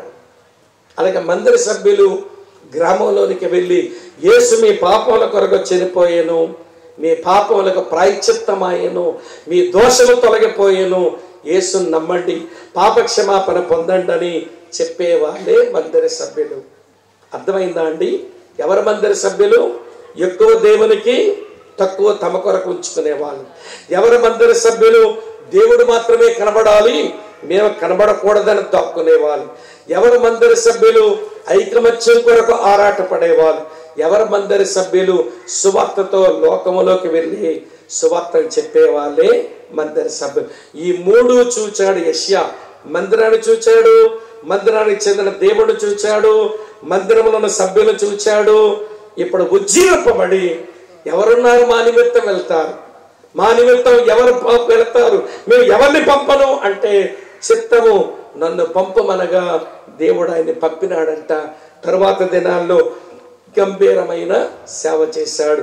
ఒక వ్యక్తి ఉజ్జీవింపబడాలన్నా మందిరం చూడడం రావాలి, మందిరానికి చెందిన దేవుడిని చూడడం రావాలి, మందిరానికి చెందిన సభ్యులను చూడడం రావాలి. అర్థమైందో వ్యర్థమైందో? ఏదో ఒకటి చెప్పండి. అర్థమైందా? మందిరం అంటే ఏంటి? దేవుని మార్గాలు బోధించబడే చోటు. కట్టబడుతున్న మందిరం, ఇక్కడ దేవుని మార్గాలు బోధిస్తారు. వచ్చి లోపలికి వచ్చిన మనుషులు దేవుని త్రోవలు నేర్చుకుంటారు. మందిరం అంటే దేవుని ప్రసన్నతను చూచి పగిలి ఫలించే జీవితంలోకి వచ్చే అనుభవం ఇక్కడ దొరుకుతుంది. దేవుని మందిరం అంటే దేవుని గురించిన ధ్యానాలు చేసుకుని మన వైఖరులు మార్చుకుని ఒక అద్భుతమైన చోటు ఇది మందిరం. అటువంటి మందిరం కట్టడానికి దేవుడు పూనుకోగా సేవకులు, సావాసం, విశ్వాసులు కట్టుకుంటున్నారు. ఈ మందిరం ఏంటో మీరు అర్థం చేసుకోండి. ఈ మందిరానికి చెందిన దేవుడు ఎవరైనా సార్వభౌముడు, చక్రవర్తి. ఆయనకి ఏం చెప్పాలి? చిత్తము ప్రభుని లొంగిపోవాలి. ఈ మందిరానికి చెందిన దేవుడు ఎవరు? పరిశుద్ధుడు. ఆయన పాపము చెయ్యనివాడు, పాపము లేనివాడు, పాపమే ఎరగనివాడు. అటువంటి వాడు మనం పరిశుద్ధులు ఉండాలని కోరుతున్నాడని తెలుసుకోవాలి. మందిర సభ్యులకి ఇప్పుడు బతుకుదాం. మనం మందిర సభ్యులుగా బ్రతికే వాళ్ళు ఎక్కువ దేవునికి తక్కువ తమ కొరకు వాడుకొని నేర్చుకుందాం. ఇది అంత తేలికైన విషయం కాదు, సాధన చేయాలి. మందిరానికి చెందిన సభ్యులు వారు తమ తాము దాగి బతుకుతారు. మందిర సభ్యులు ఐకమత్యం కొరకు ఆరాటపడతారు. మందిర సభ్యులు సువార్తతో లోకములోనికి వెళతారు. అలాంటి బ్రతుకును దేవుడు మనకు అనుగ్రహించాలని ఆశతో వేడుకుందాం. ప్రభా, నన్ను ఒక మందిర సభ్యురాలుగా చేయవా, నన్ను ఒక మందిర సభ్యునిగా చేయవా, నన్ను చూచిన వాడు కొరకు ఉజ్జీవింపబడాలి అనే మనసు కలిగి ఉందాం. మందిర సభ్యులమైన మేము ఈ మందిరానికి చెందిన దేవుడు నిన్ను చూడడం మాకు నేర్పించు. అలాగే ఈ మందిరం ఏంటో గ్రహించి బ్రతికే కృప ఇవ్వమని ఆయన వేడుకుందాం. తల వంచండి, కళ్ళు మూసుకోండి, ప్రార్థన చేస్తాం. మోకరించే వెసులుబాటు ఉన్నవారు మోకరించండి. కింద కూర్చున్న వాళ్ళు తల్ల వంచండి, కళ్ళు మూసుకోండి. తల్ల వంచడం దేవుని గౌరవించడం, కళ్ళు మూసుకోవడం ఏకాగ్రత కొరకు. ఇందులో మంత్రాలు ఏమి ఉండవు, ఇందులో జిమిక్కులు ఏమి ఉండవు. దూరం నుంచి దేవుని మాటలు వింటున్న ప్రియులారా, ఈ మందిరం ఏంటో, ఈ మందిరానికి చెందిన దేవుడు ఏంటో, ఈ మందిరానికి చెందిన సభ్యులమైన మేమేంటో అది ప్రకటించుకున్నాం. ఈ మధ్యాహ్నపు వేళ దేవుని మాటలు విన్న నీవు దేవుడెవరో గుర్తిస్తావా? నీ ఊహల్లోంచి పుట్టినోడు కాదు దేవుడు, నువ్వు తయారు చేసిన వాడు కాదు దేవుడు. ఆయన సార్వభౌముడు, చక్రవర్తి. ఆయన ఆకాశమందున్నాడు. ఆయన తనకిచ్చి వచ్చినట్లుగా సమస్తమును చేసుకునేవాడు. అటువంటి దేవుని మాటలు విన్న నీవు ఆ దేవుని కొరకే మందిరం తయారవుతుందని గ్రహించి, ఈ మందిరానికి చెందిన దేవుడెవరో గుర్తించి, ఈ మందిరానికి సంబంధించిన సభ్యులుగా బ్రతికితే మనం ఇతరులకు ఉజ్జీవాన్ని కలిగిస్తాం, మనం బాగుపడతాం. అలాంటి దీవెన దేవుడు మనకు అనుగ్రహించాలని ఇష్టంతో ప్రార్థన చేసుకుందాం. ఈ స్థలంలో కూర్చున్న ప్రియులు ఇష్టంతో ప్రార్థన చేసుకుందాం. ప్రేమ కలిగిన మా ప్రియమైన తండ్రి, ఈ గ్రామంలో నీ నామ ఘనత కొరకు, నీవిక్కడ నివాసం ఉండడం కొరకు నువ్వు ఏర్పాటు చేసుకుంటున్న మందిరం కొరకు మీకు స్తోత్రాలు చెల్లిస్తున్నాం. ఈ మందిర నిర్మాణం ఇది పునాది దగ్గరే మాకు కనబడుతుంది. పిల్లర్స్ మాత్రమే వేయబడ్డాయి. ఈ మందిరానికి చెందిన సభ్యులు కట్టుటకు వారు పూనుకోవడానికి సహాయం చేయండి. ఈ మందిరం ఏంటో వారికి గ్రహింపు దయచేయండి. ఈ మందిరానికి చెందిన దేవుడు అయిన నువ్వు ఎవరివో తెలుసుకోవడానికి కావలసిన కృప అనుగ్రహించండి. వారును ఈ మందిరానికి చెందిన సరైన సభ్యులుగా జీవించి ఈ స్థలములో నీ కృపా కార్యాలు జరుగునట్లు, ఈ మందిరం వలన ఈ గ్రామానికే గొప్ప ఆశీర్వాదం వచ్చినట్లుగా మీ దీవెన దయచేయమని, మీరు పొందమని. ఇంకా మా ముందు ఒక రాత్రి మాత్రమే ఉంది. ఆ రాత్రి కూడికలో కూడా మీ ఆత్మకార్యం జరిగించుదరని, నీ వాక్యంతో నీ ప్రజలను కలుసుకుందురని ప్రభు అయిన యేసుక్రీస్తు నామముని స్తోత్రాలు చెల్లించి అడిగి వేడుకొని ప్రార్థిస్తున్నాము తండ్రి.